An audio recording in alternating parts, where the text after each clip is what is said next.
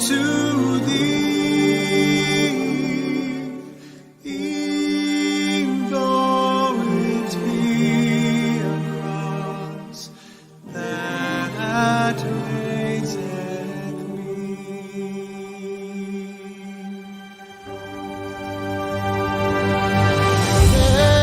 Let the way be steps unto heaven,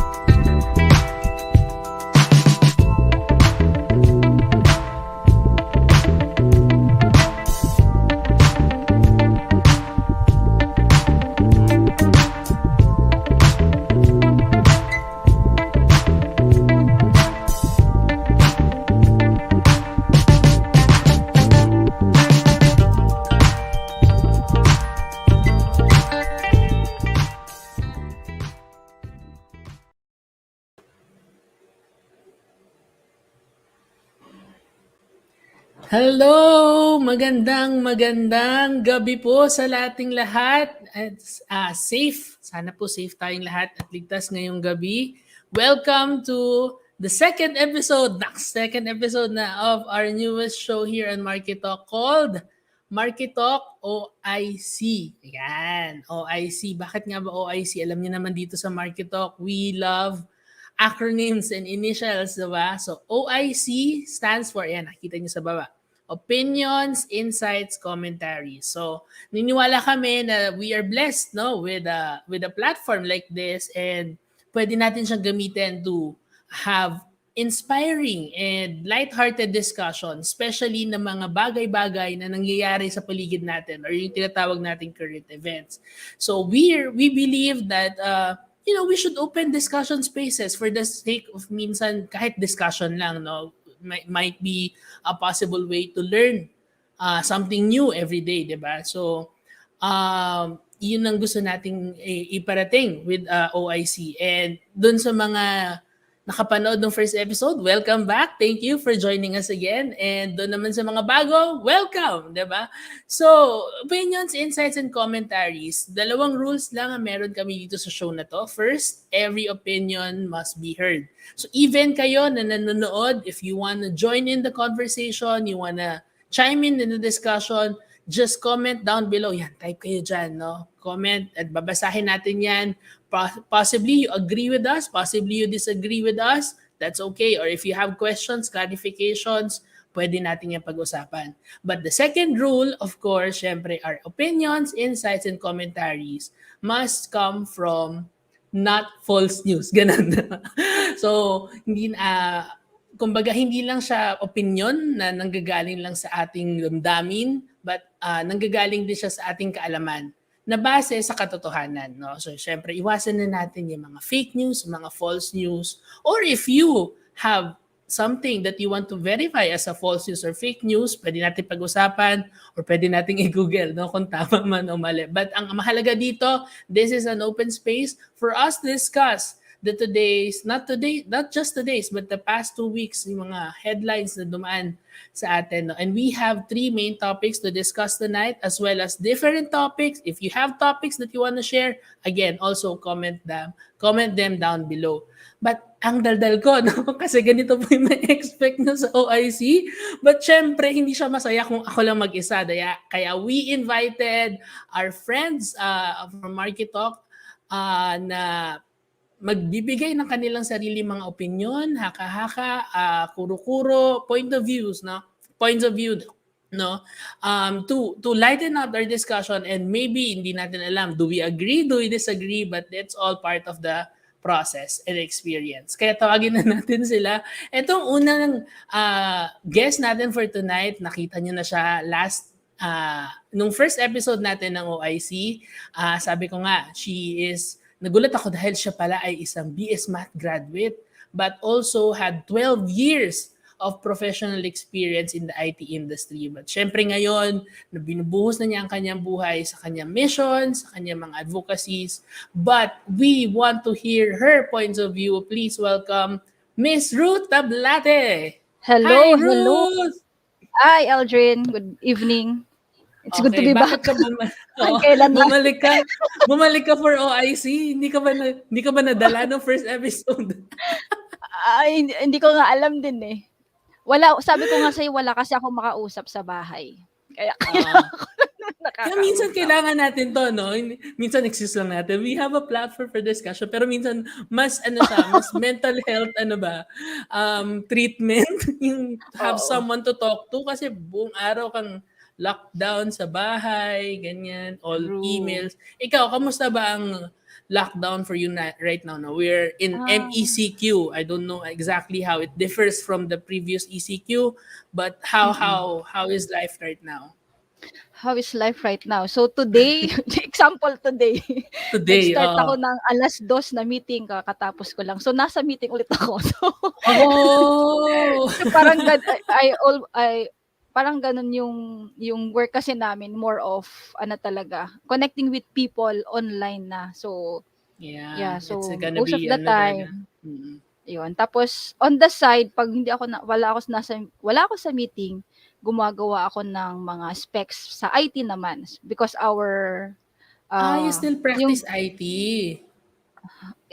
para sa sa volunteer work. Para ba sa Part Bolton Tour? part At least, di ba? oo. Oo, you use your skills.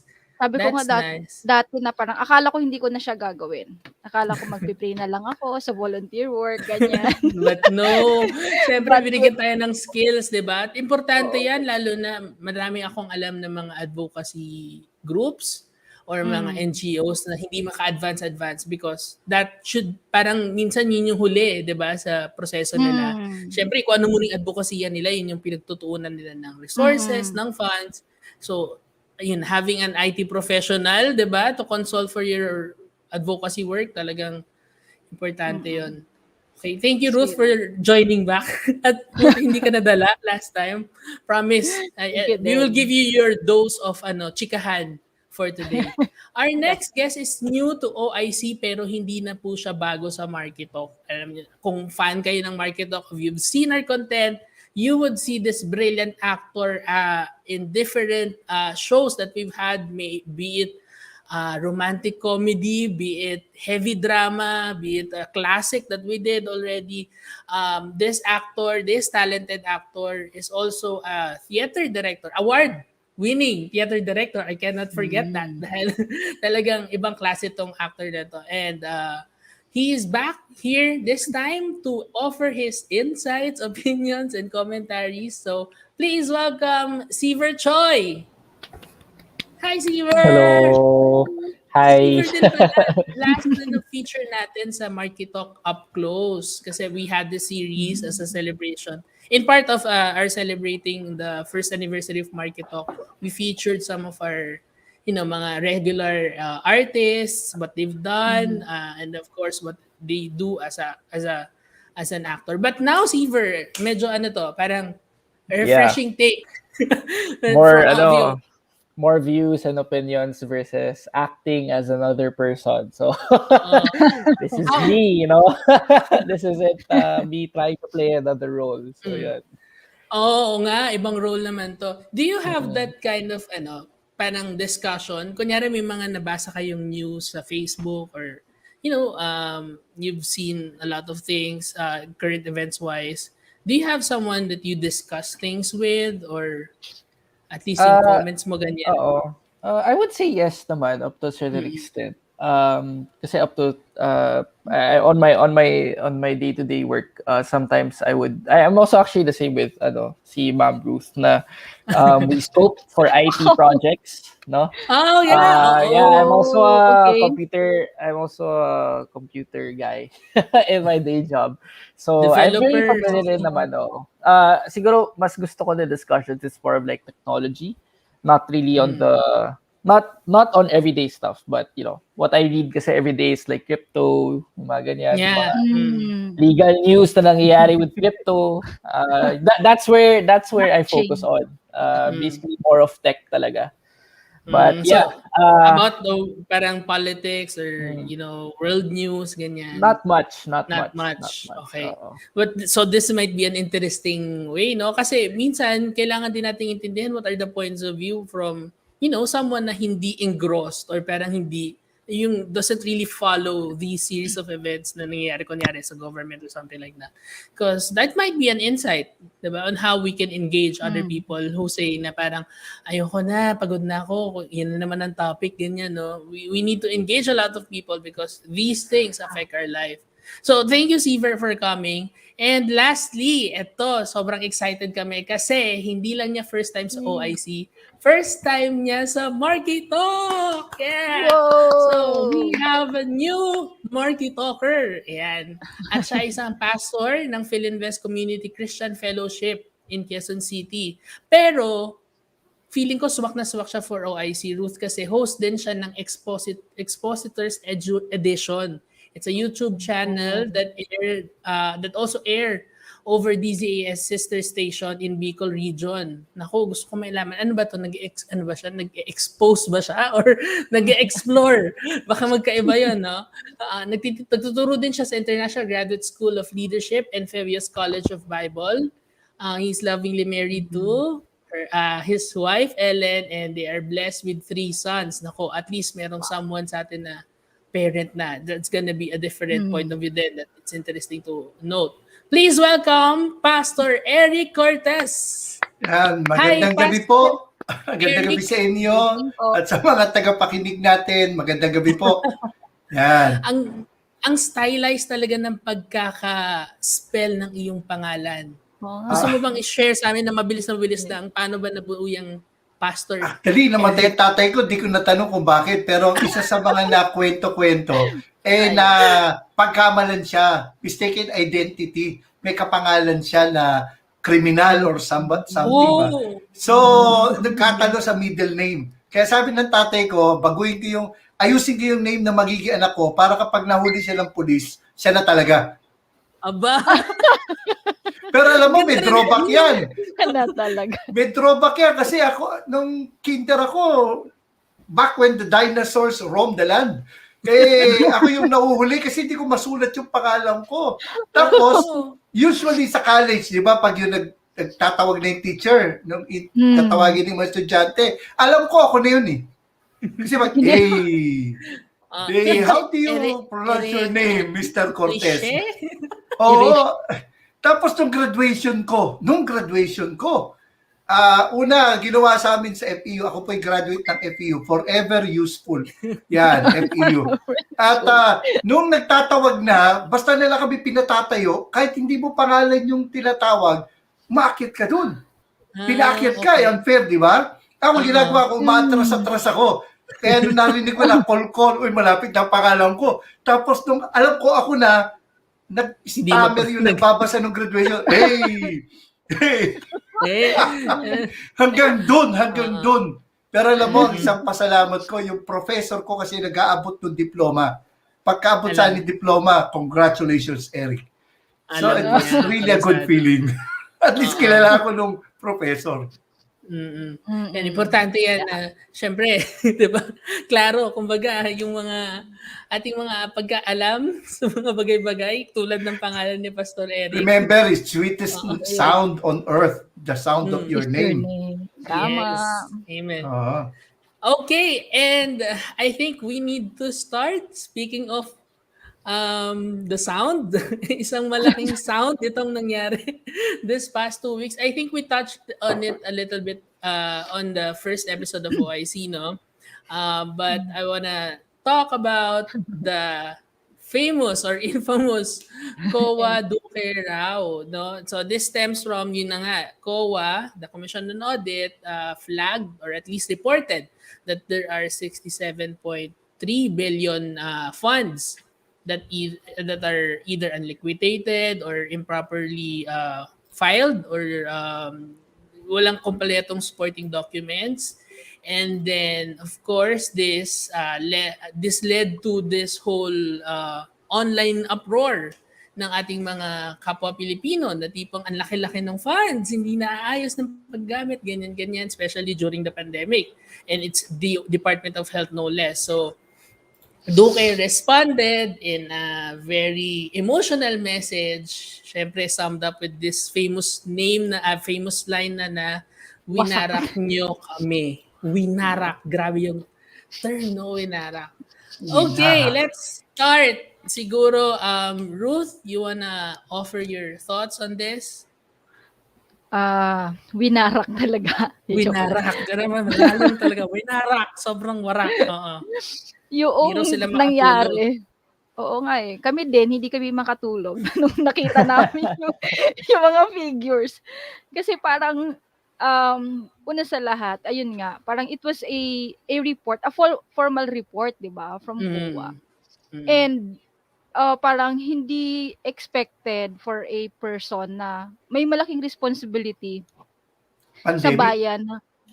In the time of pandemic na maging we are gano'n, facing a parang, health crisis, yeah. Oo, na parang tapos biglang sinabi niya pa na parang, yun nga, winarak sila and then na hindi nyo ba naiintindihan na that we are in a pandemic, which is the same point. That's why we are angry, di ba, na parang yun na nga pandemic, we are expecting you to do better, best kung you are performing like 100% noong walang pandemic, dapat na-notch pa ng mas higher, 'di ba? Parang gano'n. Kasi nga it's an state of emergency, so wala namang tao na yung adrenaline mo mas mababa doon sa normal na nasa Oo, emergency, 'di ba? Parang tama. Pag bumabagyo nga, biologically, parang ano yung mga oo, tumutulo dyan, di ba?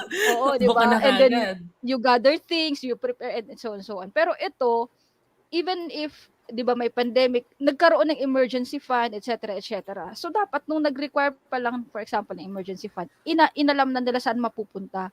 Pero ano nangyari? Nagbigay sila ng mga proposal, o ito saan mapupunta, ganyan ganyan. Pero yung execution sobrang kulang. Hindi galit yung mga tao dahil sabi nga nila parang wala naman daw nawawala. Actually, nagalit yung mga tao kasi maraming pera, bakit hindi ginamit?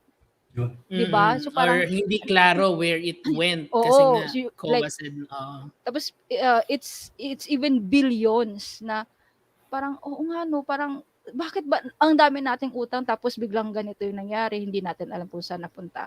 Pangalawa, it seems like nung time na nagganon siya, parang sila lang yung na-audit. Pero in reality, ang dami. It's an annual mean, report kasi. every department was Agency. audited. Yeah. Kaso ba't sila na-highlight? Kasi nga, sila yung nasa front. And very important yung role, very critical yung role nila. And I think It's very gano'n naman yun. relevant to the... It's very relevant. Kahit naman sa isang organization, again, coming from a corporate, di ba? Kung sino yung nandyan sa client-facing, talagang sila yung kailangan mas naging critical dapat sa mga roles na ginampanan nila. That's true. Kaysa dun sa nasa back-end. Kasi hindi naman yun parang sobrang taas ng impact yung ibang ahensya. Pero yun, so I think it could have been handled pretty well by a person na in-expect din naman natin na magsalita ng mas maayos kaysa umiyak. Magdrama. May bago na, PhilHealth, bugbog na kami. Binugbog na kami. Oo. Kaya pustahan ngayon, anong susunod na word? Winara, tinugbog. Mga FPJ terms, no? Baka mamaya, binaboy. Mga ganyan. Just to give it context, no? So, COA releases nga this regular audit reports. Basically, they are, para po silang yung financing sa inyong opisina na kapag kayo binigyan ng funds to spend for, kunyari, travel expenses sa trabaho or buy something sa trabaho. Siyempre, di ba, kaya nga kayo humingi ng resibo kasi kailangan i-liquidate yan, kailangan i-report. So, ganun po yung ginagawa ng COA. And they did this for all the agencies of the government and this is a regular thing. So, hindi po sinasabi ng COA na this is corruption, number one. Just to clarify that, no? Because this is something that is mandated by the law that they have to put out and, and second, hindi naman po siguro nararapat na yung kiniklaim ng at least ni Secretary Duque na hindi sila binigyan ng due process because there were interviews, at least exit interviews with the management of the agency, no, to clarify. Syempre kung may mali, 'di ba, hindi mo naman din ilalabas kaagad for some reason, no. Actually, Eldrin, makasingit lang, Eldrin. I was about to say nga, Pastor Eric, ikaw, ano bang... Hindi, kasi may kinausap akong taga-COA eh. Oh, nice. Okay. Kasi madalas ko marinig eh. Sabi ng ating spokesperson, sabi niya, it's initial, preliminary. Yan ang mga naririnig kong salita eh. So, I had the chance to talk to somebody from COA na medyo mataas din naman ang posisyon. So, sabi ko, ano ba yon? Preliminary lang ba? Excuse me, sabi niya, that's a consolidated report. Yung preliminary, meron parang memo. Yun yung preliminary. May memoan ka, may kulang dito. Then nag-usap yan hanggang sa... You're asked to explain. Oo. Then saka ngayon yung after so many discussion, interviews, exit interview, saka kayo lalabas yung consolidated report na yan. Of course, may chance pa sila magpaliwanag. Pero the point is, it's not preliminary. Hindi yan umpisa like lang. they're saying na hindi nabigyan ng due process. May exit conference yan eh. Alam nila yan. Oo. So, in parallel, si Pag-ibig, I think if you saw this, no, na-flag din sila ng COA for supposedly not asking for the approval of the Office of the President for a certain purchase ba of a renewal of the cars na addressed to the agency. Well, they're being at least lauded for the fact that they didn't like say winarak nyo kami or nagdrama sila. They explained na this is just an adjustment. We don't need the Office of the President's approval. Yan ang maganda sagot. Tapos, diba? So parang, May yun drama yung pa medyo, Seaver, ikaw naman, from your end, as someone siguro na nasa crypto world or techno world, I don't know how this does relate to you personally, but what's your take on this? Well, to say kasi na, it was a emotionally heightened report to say that something parang winarak nyo, I don't think it justifies. Kasi at the end of the day, an audit report is pretty boring at its own right? It's just a bunch of numbers saying that there's a deficiency, saying that ito yung mga kulang, etc. Ito yung mga, these are the things that are lacking or these are the things that are missing. Yun lang naman eh. It's as simple as that. So in no way is there any type of subjective into it. It's all numbers, it's all money, diba? At the end of the day, it's all unspent money. So to say na parang winarak nyo or anything like that, I think naman, I don't think he should be, parang di naman sa pagiging mad at COA, but he should have been like more mas naging explanation, bakit naging mahirap nung pandemic. What about the pandemic made it hard to use all that funds? Liquidate all that funds. Ano meron? Is it because of the supply chain? Is it because of the mahirap mag-procure ng gamit? Di ko alam eh. I mean, I'm not in this position. You're right. But he never told me. So that's why I don't know as well. Tapos hindi pa nakatanggap ng ayuda. So mas doble pa yung feelings mo about it. That's true, Seaver. Where's my money? Show me the money. Ano lang siya, all emotion. All I was expecting was an explanation from him to tell me na, well, mahirap because ito mga parameters. Even in fact, we tried to procure from, from Moderna, pero sobrang hirap kumuha ng vaccines kasi nga wala tayong storage facility. Anything that type of anything more objective would have been better than his winarak niyo kami statement, to be honest. That's true. Actually, I agree do sa sabi kailangan ng transparency.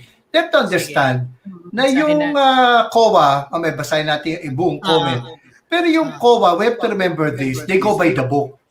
Whether we like it or not, they go by the book. Kung ang proseso 1, 2, 3, dapat 1, 2, 3. Huwag ka mag-skip ng step kasi yun yung batas eh. Yun yung proseso eh. Ngayon, kung kanina nabasa ko si Senator Binay, sabi niya kailangan pag-aralan na natin yung auditing rules. Excuse me, ang baguhin nyo yung procurement process. Baguhin nyo kasi sumusunod lang sila sa proseso. Bigyan ko yung example, sabi nga ni Seaver, yung idea ng paano ba yung procurement. Just to give you an idea lang. Ganito, wag din tayo magkakamali, tayo mga viewer, no? Wag tayo magkakamali na, halimbawa, yung computer, di ba? Nabasa niyo ba sa computer? Pambira. 700K for 4 laptops, but we have to be fair. Kasi may nakausap din naman ako, may government contract eh. In-explain niya sa akin yung procurement eh. Sabi niya, ganito kasi yung pastor. Bakit mahal? Kasi yung ganung laptop, 170 plus something, tapos yung specs, wag niyo i-compare na, may nakita kasi ako sa Facebook eh, sinabi niya, ano ba mabibili ng 170K na laptop? Tapos pinakita nila. Pag tinignan mo specs, i5 lang eh. Well, RUTH, you know na may i5, di ba? Kumbaga, pag tinignan mo specs, di ba mura lang ito? Di ba, no? Supposedly, Supposedly, gaming laptop, Personal, mga 90 yan. Personal use. For personal use lang kasi. Okay, pero tingnan nyo to. You have to understand, bakit mali naman na bakit ganun? Order nyo 170. Ito assuming na walang tongpats. Assuming na walang timitaron, ha?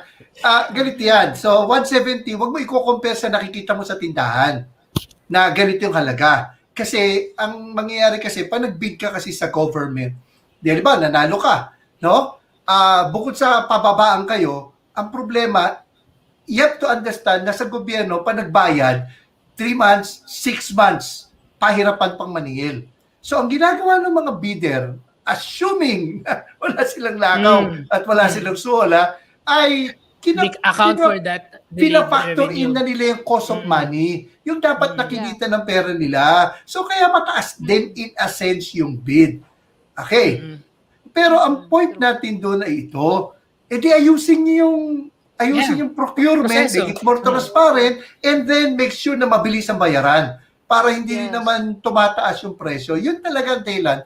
Bakit minsan feeling natin, in fairness, overpriced. Pero meron din naman overpriced doon. Kasi minsan makikilabutan ka, ballpen. Ba't kito ka ba yung ballpen na ito?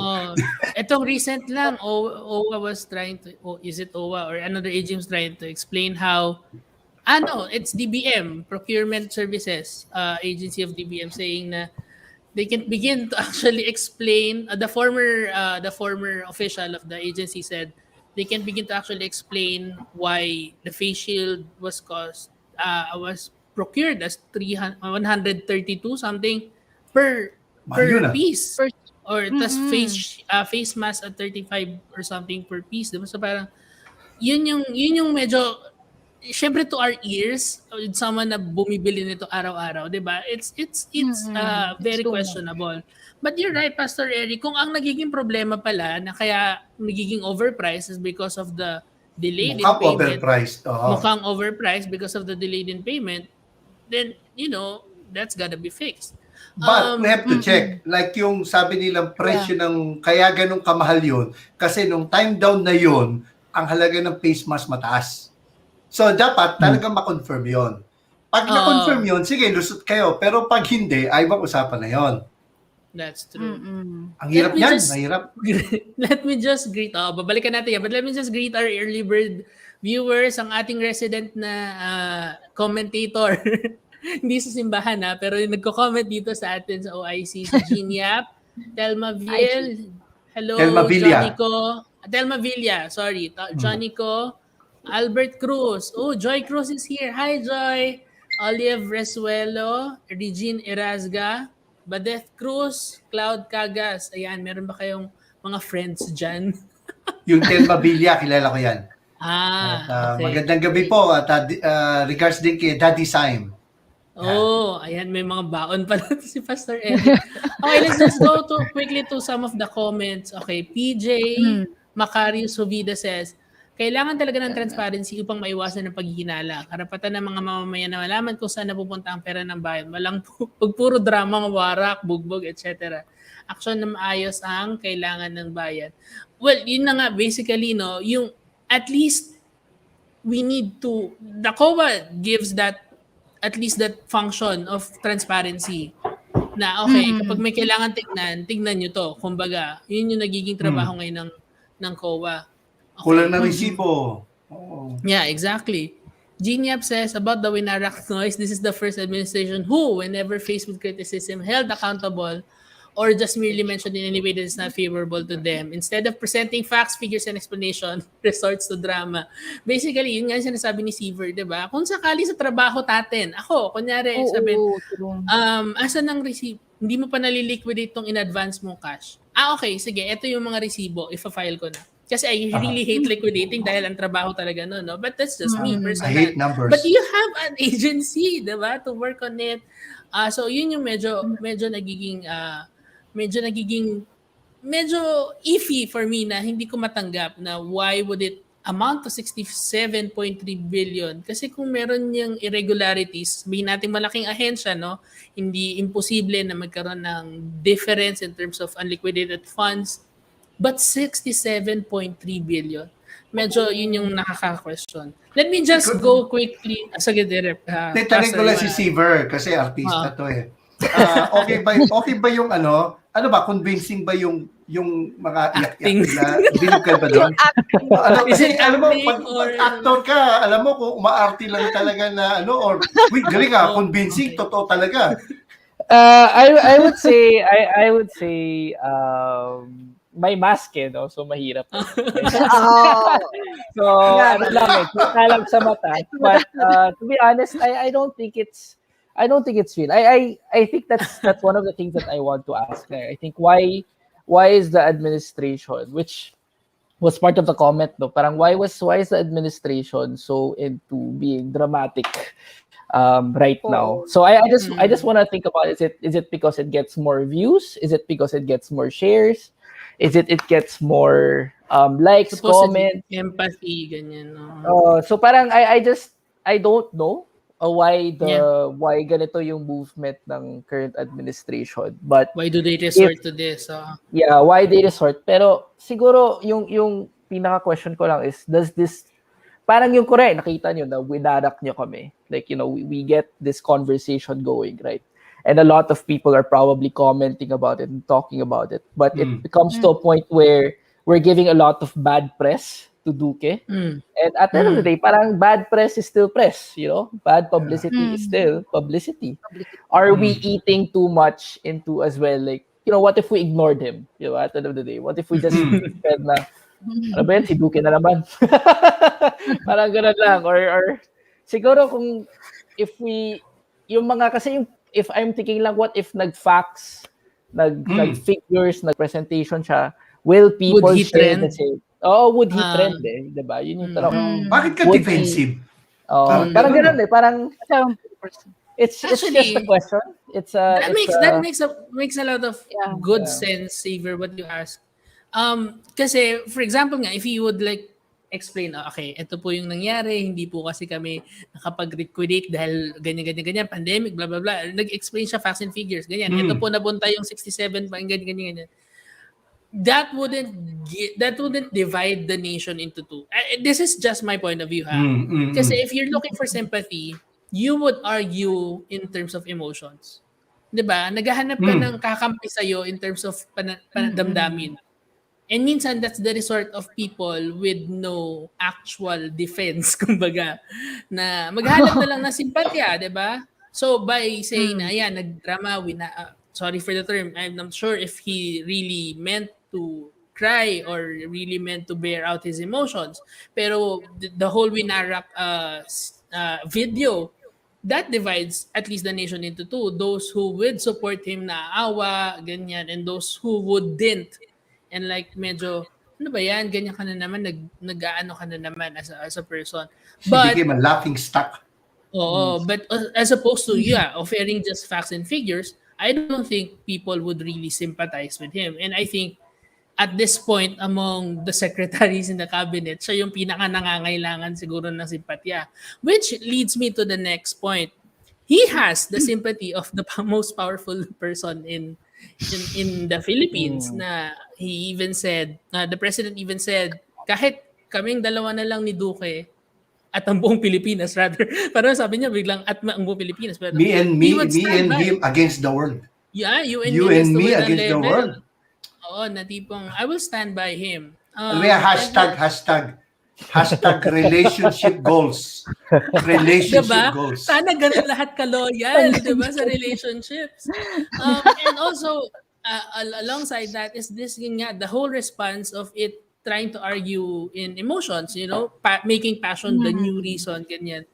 I wanna give a little bit of parallelism. For example, I don't think kasi na yung idea of it being corruption is endemic to the actual report itself.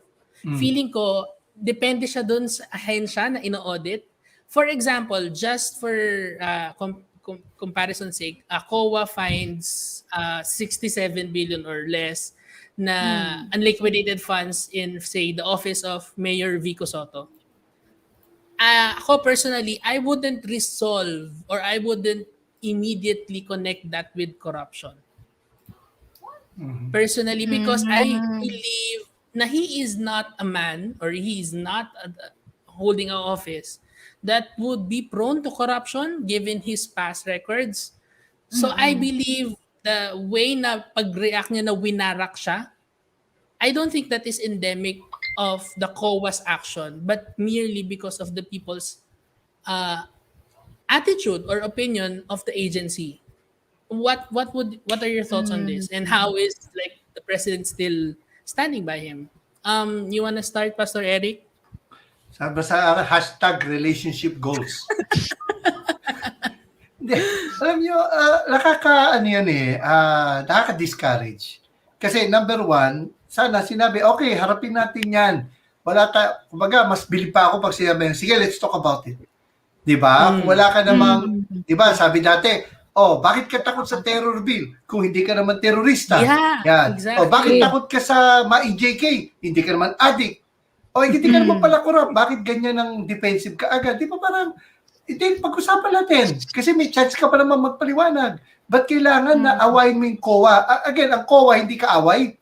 Kakampi mo yan kasi sabi mo nga, wag lang, kahit singaw lang ng korupsyon, tanggal na. Ito nga yung magsasabi sa iyo kung may corruption eh. Bakit if you're really against corruption, that's true. You're shooting the messenger because of the message. Diba tuloy, example yan, marami magre-retiro sa COA. Di ba may balita, marami magre-retiro. Yun ang susunod na problem nila. Ngayon, tandaan nyo to, kung ganyan ang attitude ng gobyerno, isipin nyo ako, auditor ako, halimbawa, tapos naghahanap ako ng maganda-gandang trabaho. Maganda sa gobyerno sa totoo lang. Masarap pagtrabaho sa gobyerno pagdating sa benefits, salary, kasi asawa ko dati nagtrabaho sa government. Kaya lang, makikita mong ganyan, tapos may namatay pa sa sakit sa puso, parang ganun pala ka-stressful yan. Bakit ako papasok dyan? Dito mamputla ako ng bato na pupuk ko sa ulo ko, nakaka-discourage tuloy sa mga gustong pumasok sa government, like COA. That's true. Same with the argument na sinasabi nila na doong panahon ng ABS-CBN, the franchise renewal, when they were denied the franchise. So, sabi nila, ang drama ng ABS, ang daming may pa-concert ng ganito, may pa-event ng ganyan, may lisensya ba? Yun yung tanong lagi, di ba? So, pero parang sometimes the argument, parang ginagamit lang nila whether it fits for their narrative or hindi. So, at this point, pwede mo sabihin ang dami mong sinabi, winarak, bakit naasagot mo na ba? Di ba? Parang gano'n, may resibo ka ba? But bakit gano'n na parang medyo parang select in terms of how they argue, no? I guess that's part of the whole public relations of things. How about you, Ruth?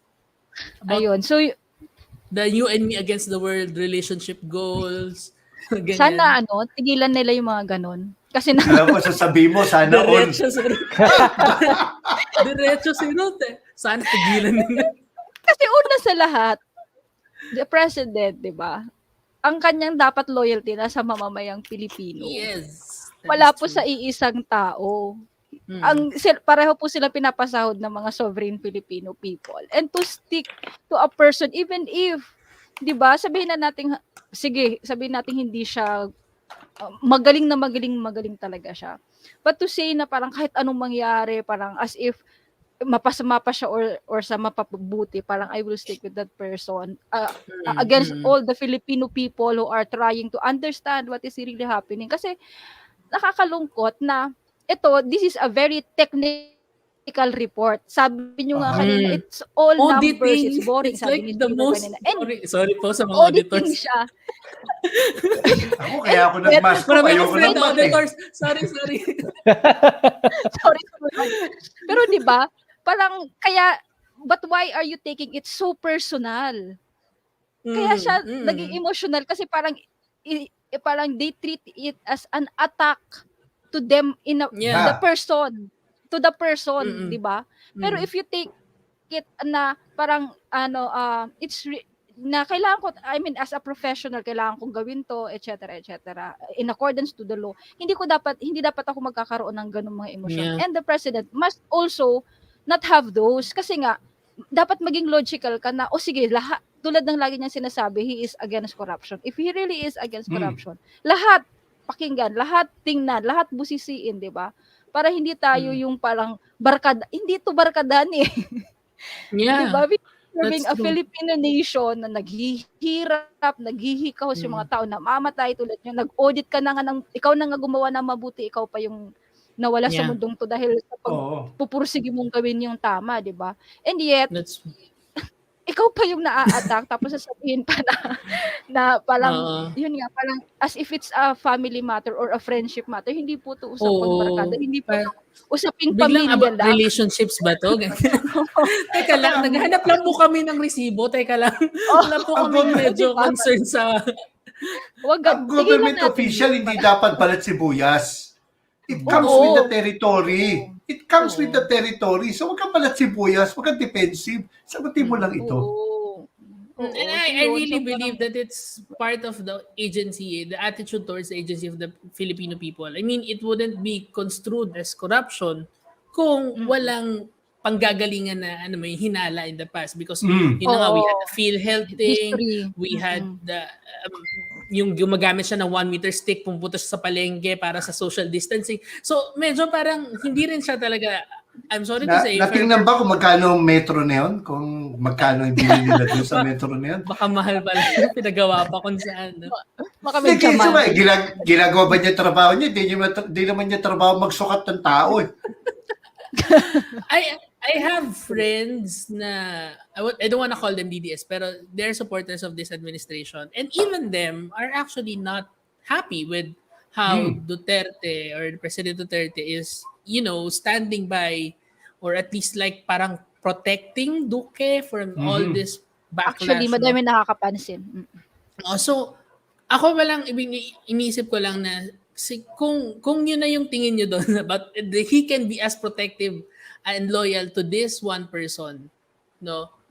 It gives you an idea of how he prioritizes his, priorities in his mind, diba? Ano ba yung una sa kanya? Is it my loyalty to my friends, or is it the Filipino people? Kasi ako personally, and I think it can be objectively claimed that protecting Duque is not within the benefit or hindi, it's not for the Filipino people, di ba? Kasi Yung kung tanong pa talagang Yes, may question anong kapit niya? Anong Oo, di meron ba? siya? Yan, nagkakaroon na Yan ng tuloy ganyan mga tanong. ngayon. Malikot ang Oo. imagination natin. Madumi tuloy isip natin. It's good to note then that Duque or Secretary Duque was a former Secretary of Health ni President Arroyo, and I don't remember any kind of issue like this. No? Well, in So, fairness, in fairness. I don't know if Alam ba there's ninyo nung nagkaroon ng SARS, I think siya ang health secretary noon eh. They were able to contain it. So, kapag katakataka yung performance niya ngayon, bakit sumablay ka? Anong nangyari? Di ba? Ang daming sablay. Siguro yung mga tao magiging forgiving pa kung naging maayos ang response dito sa pandemic nito eh. Baka katulad ng sabi mo, di ba? Kung si Biko yung na-plug, medyo hindi natin sasabihin korap yan. Kasi we trust the person. Kung maganda yung performance nila, yung ayuda,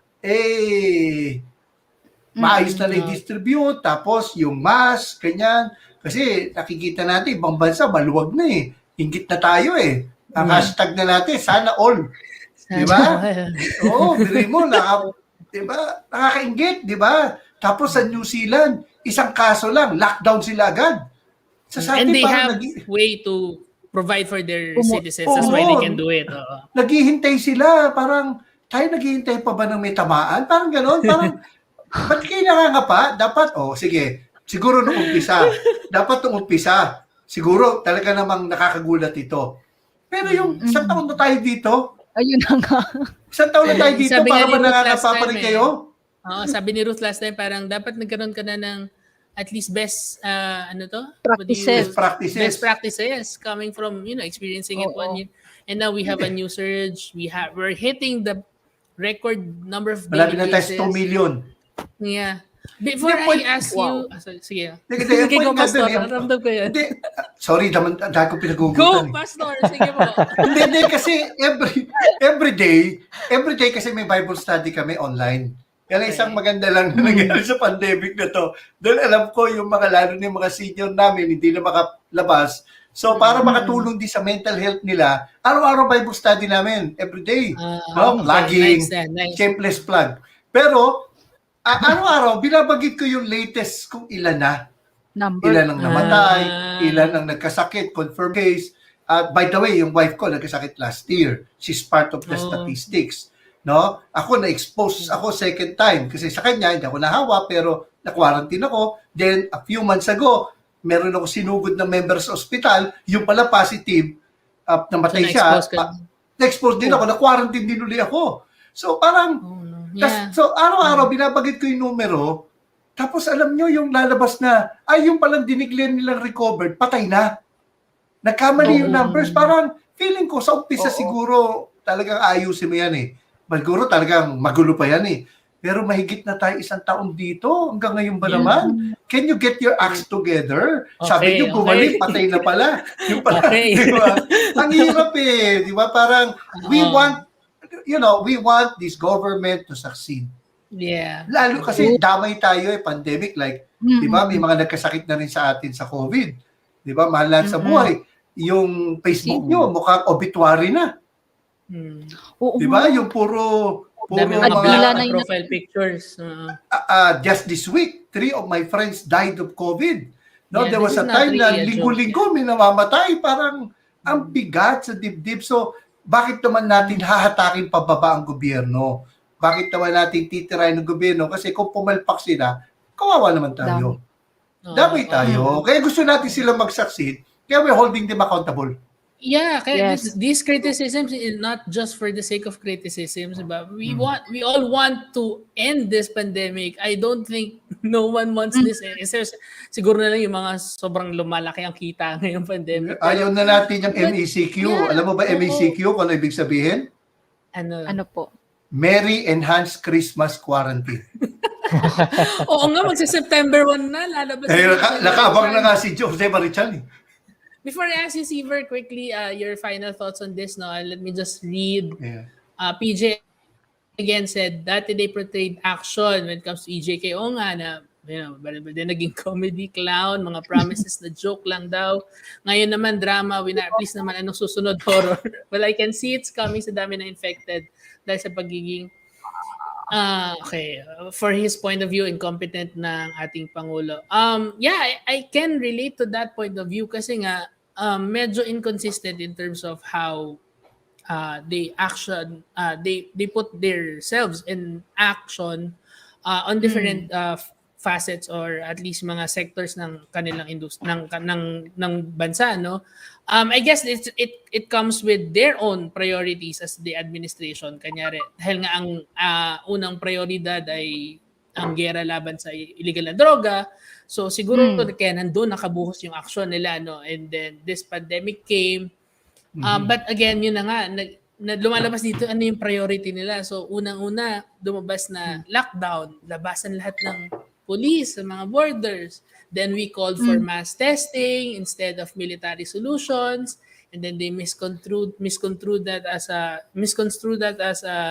mass testing. Wala tayong pera para i-test lahat ng buong bansa, di ba? No? So and then I think doon na nag-snowball lahat, no? Because it starts with what is the priority or what is the mindset of the administration in Pag di ka nagsara ng border agad. Tapos sabihin mo, kawawa naman kasi China, baka ma-hurt. Diba? Yung mga ganon. Or yung, it's a health crisis and you are sending soldiers. Diba? Parang medyo, for me, disconnect yun. Na parang kapag ba may gera, you will send doctors. Of course, you would. But they will not be in the front lines or they will not be leading the strategy. Fate says it's an appeal to emotion. Baka daw something fishy is going on. We would never know. And ang result nga nito na may mga nagkakaroon ng ganitong haka-haka na ano bang kapit niya, bakit siya may stronghold again on the government, especially on the president, no?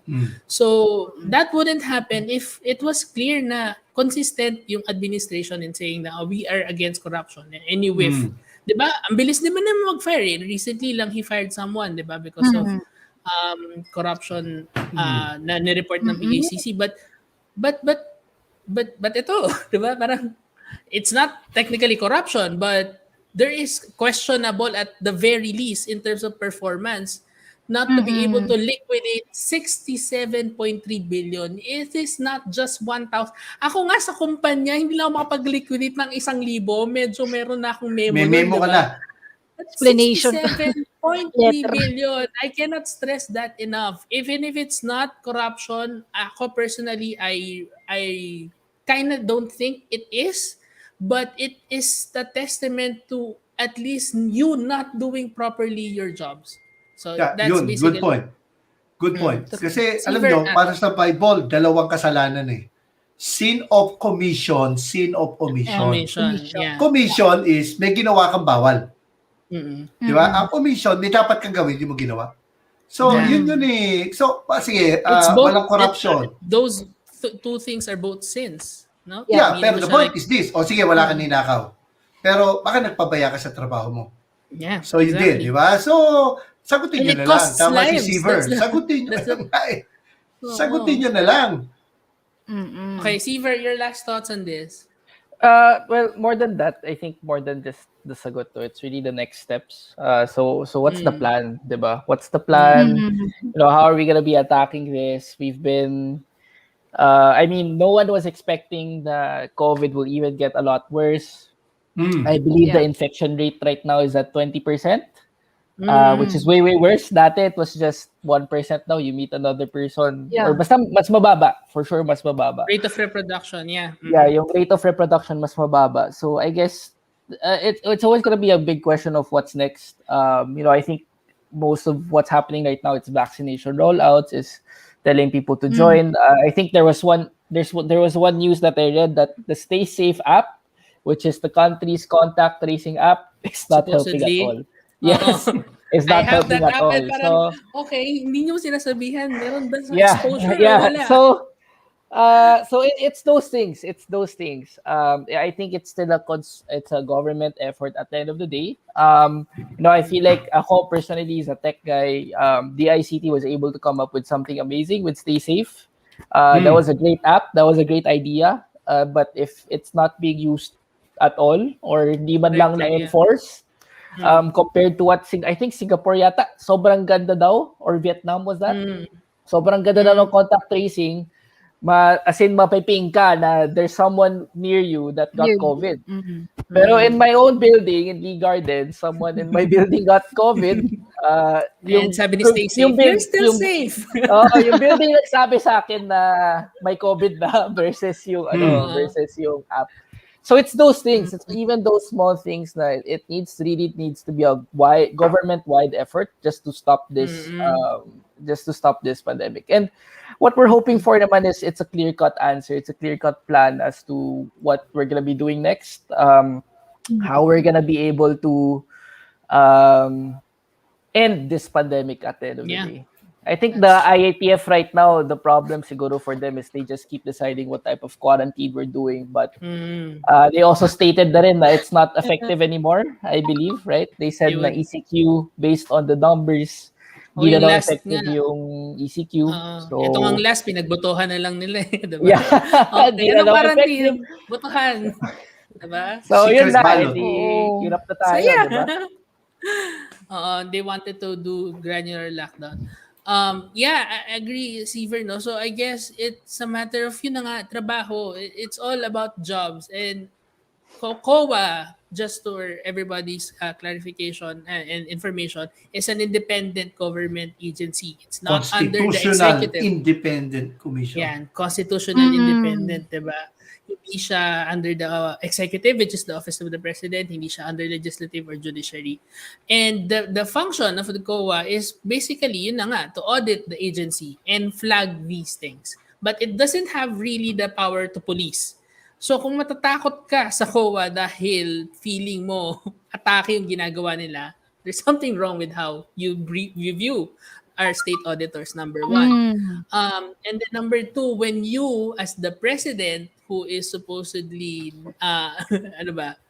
independent of the COA, telling COA to stop flagging your reports, or telling, reconfigure your reports before you put them out, or telling your cabinet officials to ignore the COA report, diba?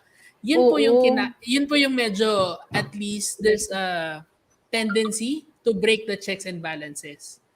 Kaya po tayo may checks and balances kasi iniiwasan na natin yung magkaroon ng authoritarian rule na pinagdaanan natin nung nakaraang panahon. So kung may mga ganong obtuse remarks about that, no, medyo may tendency po niya na maging papunta doon tayo, no? Which we do not want.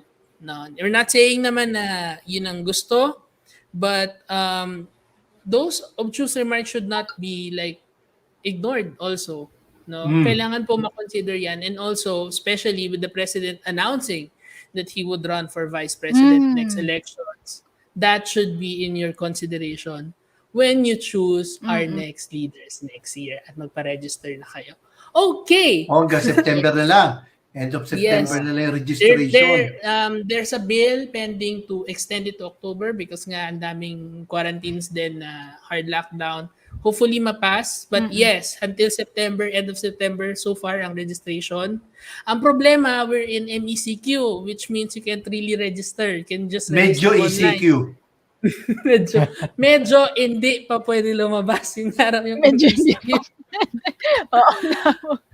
Okay, sige, let's leave that for a moment. I'm sure marami pa kayong comments. But guys, anyone who's watching right now, kung meron kayong comment, please do share.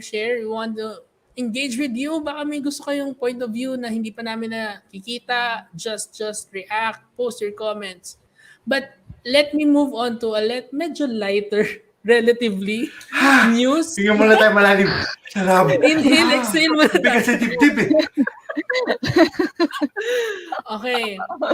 Recently, naglabas ang Netflix ng mga bagong pelikula na lalabas sa Netflix, basically, na gawang Pinoy or at least Philippine films. Either new content with partnership with Netflix or mga dati ng pelikula na ngayon ay nilalabas sa Netflix. At alam naman natin, so far, Netflix worldwide is the global leader in terms of demand, content, video on demand or content for online streaming. And recently, dumadami yung pelikulang Pinoy na nilalabas sa Netflix. Dati medyo bihirang-bihira, no? I think the first content pa na partnership with Netflix was Dead Kids. But now, ayan, uma-average na tayo ng at least 6 per month na mga pelikula, either gawa na or mga gagawin pa lang na content. Even our series are already there.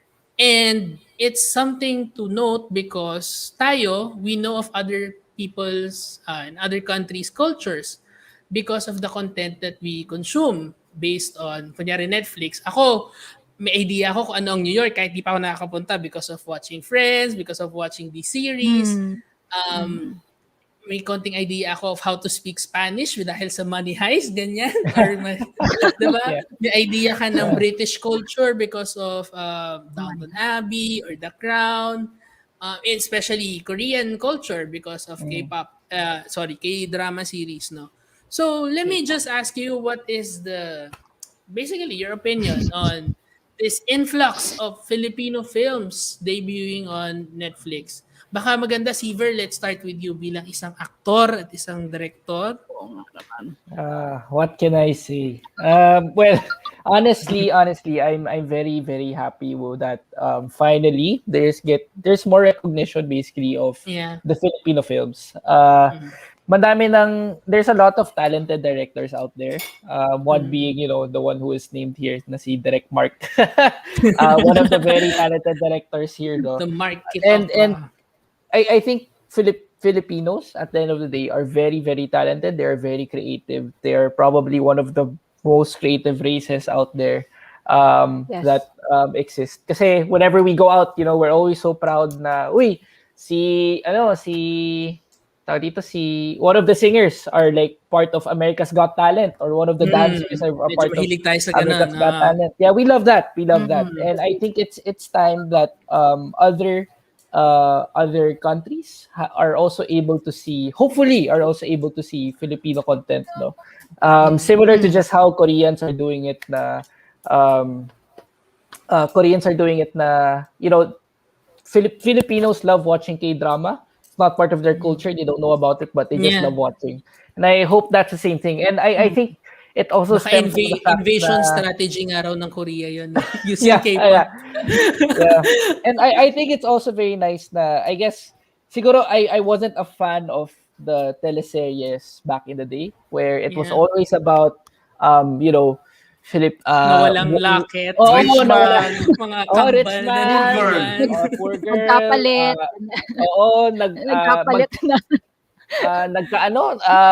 May third ganyan. Alam mo yung mga ganyan na it's always repeating stuff. So it's refreshing that you get to see films such as Sunday Beauty Queen. I believe I watched that Oh, film when it was yeah. released in MMFF. I loved it. It was probably one of the best documentaries that just states how being an OFW in Hong Kong was.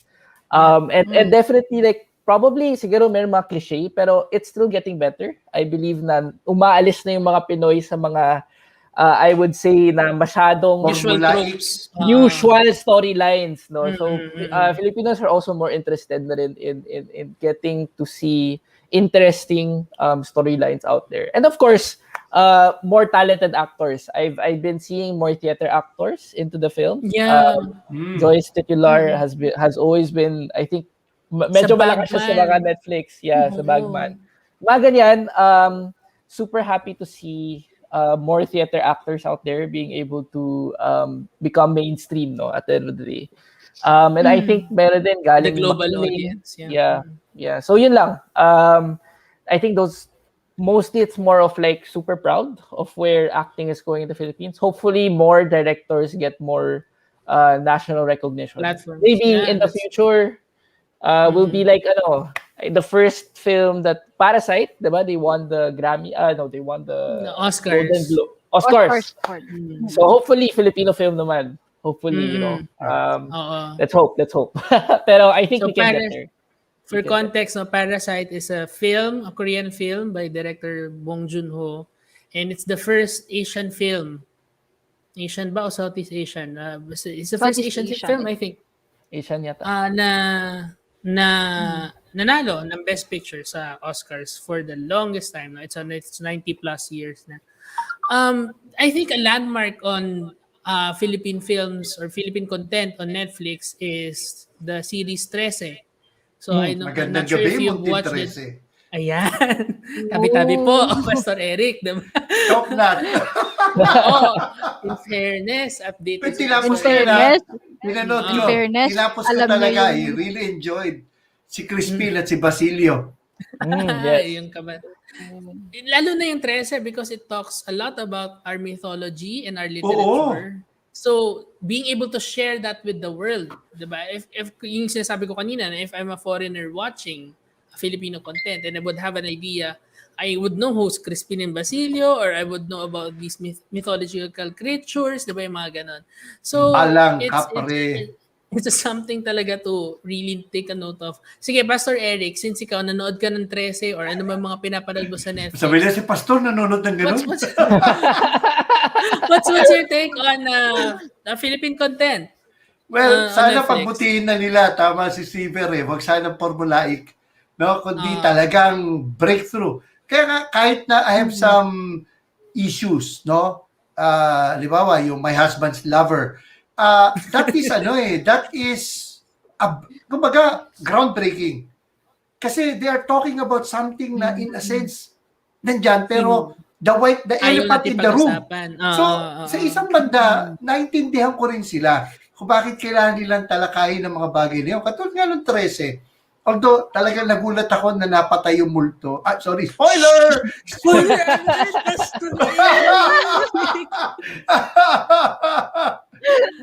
Manununo ka niya. At saka si de. Hindi, pero talaga, I really enjoyed it. I watched it sa Netflix and we really talked about it. I even got invited to speak sa isang radio station sa Bicol to talk about 13. Just to, sabi, kasi may mga takot ang mga tao, baka daw mag-encourage ng witchcraft, at kung ano pa. Sabi ko, halimbawa ako, yung Harry Potter, I have my friends na ayaw papanoorin yung anak nila. And I respect that. Ako naman, sabi ko, yung mga bata, baka tumakas lang eh. Manonood din eh. So sa akin, I would rather na panoorin nila yon nakasama ko. Tapos in-explain ko sa anak ko, yan ano lang yan, fiction lang yan, baka naman makita kitang lumos, Aveda Kedavra, gano'n, di ba? And, we enjoyed the good movie. I actually read all of the books of Harry Potter, 1 to 7. Tinapos ko yun. Tinapos ko talaga yun. And katulad nun, when I look at 13, sabi ko, I really loved it kasi yung bang culture, alala ko nung bata ako, pag dumadaan ako sa may punso, Sa katabi-tabi po. 'Di ba? At yung mga ganon, sabi ko, nakakalimutan na ng mga bata. Alam nilang mga mythological creatures natin, vampira, 'di ba? Yeah. Tapos, nababastardize pa yung mga vampira kasi ngayon, ang vampira, pag nasikatan ng araw, hindi nalulusaw kumikinang. Tsaka nagkakaroon ng love story na ngayon ng mga vampira. Di ba? Parang werewolf, di ba? Pero iba yung mythology that's not natin endemic to our culture. Yung Yes. vampira, At least ito ganyan, naintindihan ng mga bata. At least, di ba? Hindi nawawala yung ating kultura. Di ba? Kaya nga, sa akin welcome development yun. Tama makilala naman tayo. At hindi naman yung magugulat kayo mga bata, mas alam nila yung Korean culture at nagsasalita na sila na anyo seyong, di ba? Gusto na kumain ng kimchi. At tuloy, parang feeling ko, yung pamangking ko na pag pumunta ako sa bahay nila, puro poster ng mga Koreano yung nakikita ko doon. Baka naman ako, pag sumikat na to, baka yung mga bata ngayon, kasi alam mo, minsan nagugulat ako Magtagalog ako, tulala yung mga bata Di ba parang, hindi nyo alam yung word na yun? Simple lang yung word na yun So parang nawawala na yung culture. To be fair, natin. Pastor Eric, it might be an age issue. Joke lang. Mga salita Salamat. hindi na ginagamit ngayon. Joke Thank lang. you for rubbing it in. Thank you. Kasi napagkakamalan ako senior citizen madalas Joke lang. Napagkakamalan ako. Hindi, okay lang. Running joke sa church yan. Na napagkakamalan ako senior. Di ba? Pero hindi pa, di ba? Secret. Pero again, looking at it from sociological, cultural point of view, I welcome this development. Yes, and definitely. meron naman tayong mga pelikulang we could be proud of. No, General Luna, Goyo, di ba, na nasa Netflix na. I really love it. Yan, kasi nga, it's an open door for the other countries, for other cultures to see our own culture. And I hope, as you both pointed it out, na yung mga creators of upcoming content, or kung gusto nyong mag-ilagay yung content ninyo sa Netflix, I hope you take that into consideration na this content will be viewed by other cultures. And that could somehow affect their attitude towards us. No? So, yan, just keep that in mind. How about you, Ruth? Nanonood ka na ba recently? Actually, nung nalaman ko yung Netflix, sabi ko, wala kasi akong Netflix account. Okay lang In yan. all honesty. Sabi ko, ano ba yung mga content nun? Although, alam ko, like, sa Facebook, di ba, may mga advertisement nga na lumalabas. Kaya familiar ako dun sa 13. Mga clips. Mga clips, mga diba? memes, ganyan, lumalabas. So, nakikita ko siya, pero since hindi ako nag-subscribe, although meron dito sa bahay, yung mga bata yung gumagamit. So, sila yung nanonood. Tumingin yung pamangkin ko. Mas sila yung nanonood. So, ako parang, talaga, very,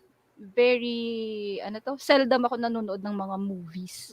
Naalala ko, parang last ko pang napanood, parang Hello, Love, Goodbye pa ata.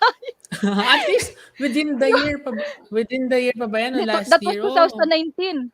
2019. And sa tingin Sobrang ko, na-cancel parang, yung 2020 sa utak ko. Oo nga pala. And parang every year ata isang movie lang napapanood ko na Filipino. Like 2017 parang kita-kita ata lang yung napanood ko. Pero Kita-kita. Both those films are available on Netflix. Yeah. So Oo nga. Kasi nung nakita ko, I actually downloaded yung Netflix dahil sa program na to. So, tinignan ko, meron na pala siya. Ang dami na. napagastos ka tuloy. Hindi. Iba naman ang nagbabayad. So, okay. Okay. Yun ang pinakamaganda sa Netflix. Free rider lang ako. So, Ma'am Ruth, if I can recommend, Sunday Beauty Queen. Oo, Yes. Siya yung winner ng MMFF 2018. Best Picture. Best Picture. Siya yung winner. And I would say MMFF 2018 was the best The MMFF. best year. I agree. The best year. But very few viewers.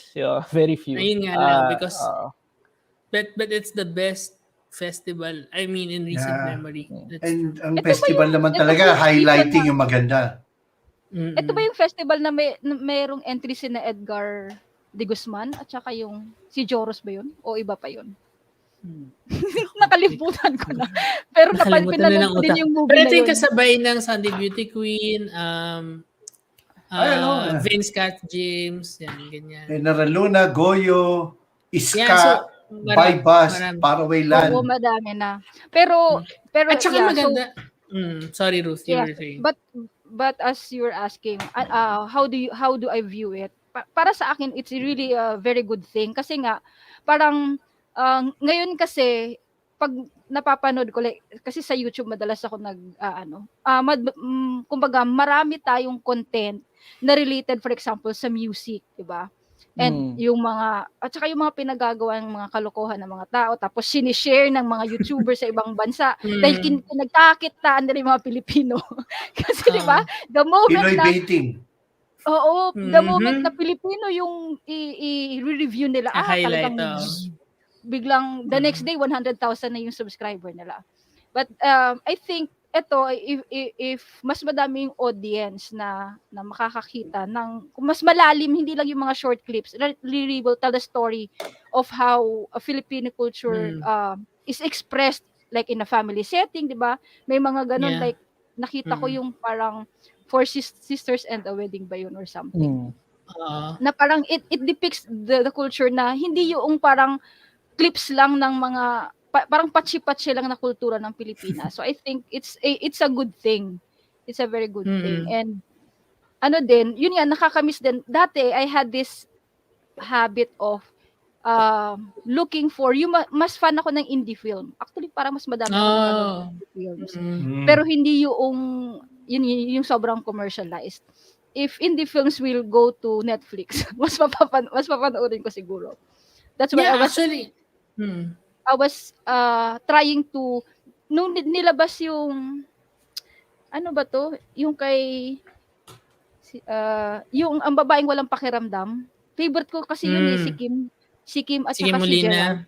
Kasi they are both theater actors. Fan ako ng mga taga-teatro. So pag may lumalabas silang mga movie which is mostly indie, yun yung pinapanood ko.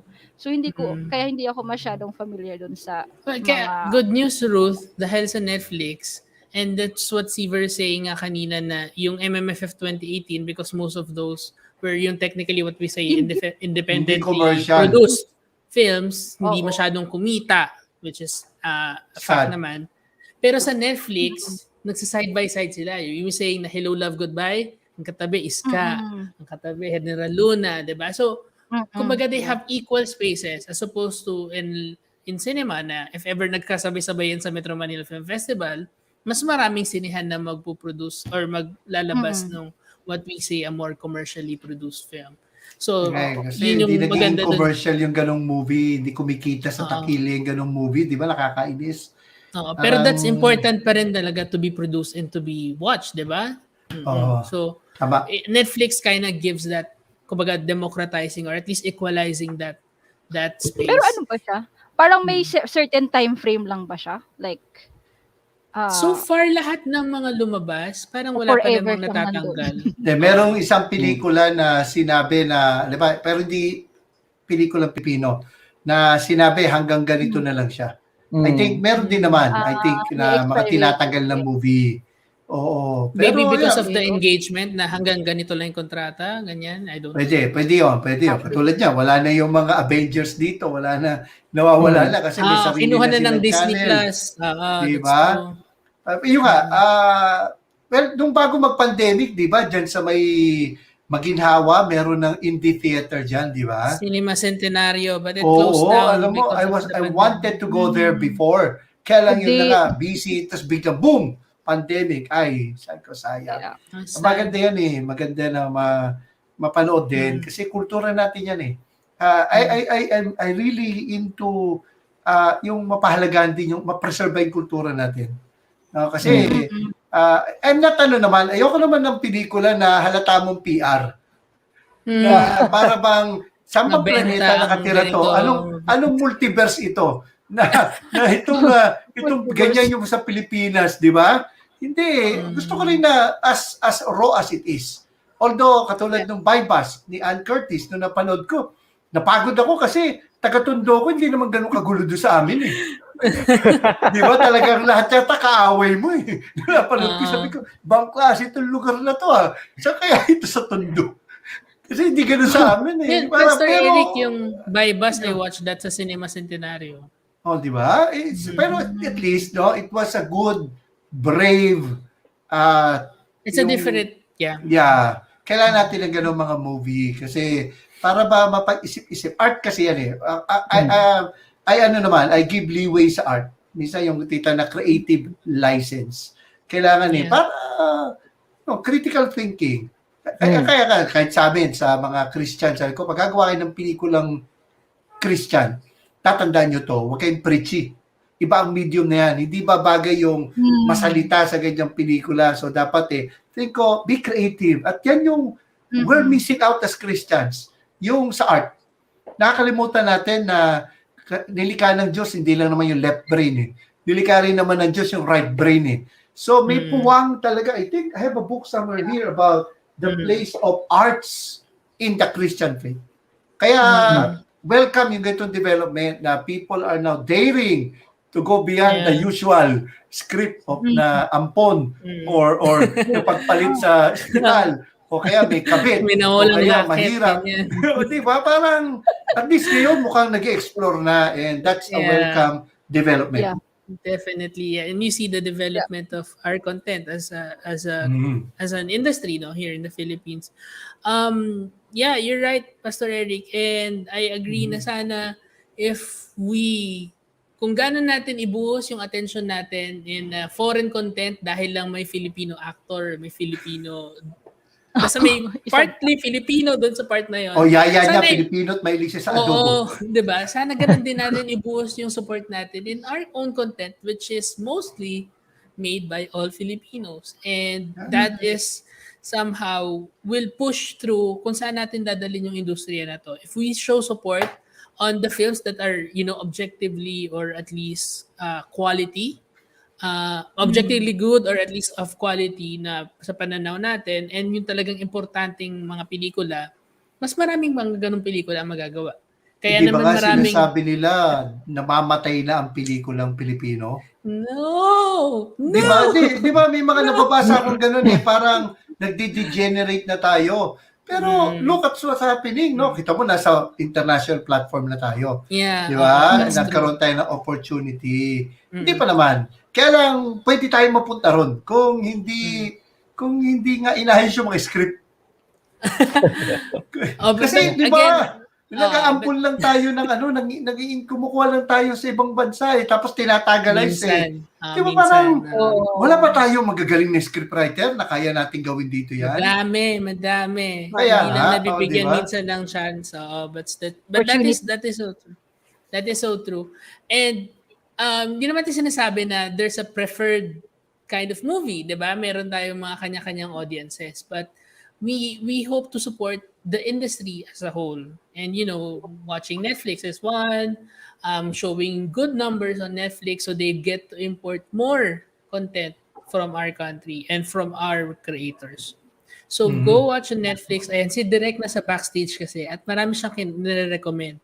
Nanood siya ng Apocalypse Child, Pamilya Ordinaryo, Patay na si Jesus. Yes. Hindi ko pa napanood yan.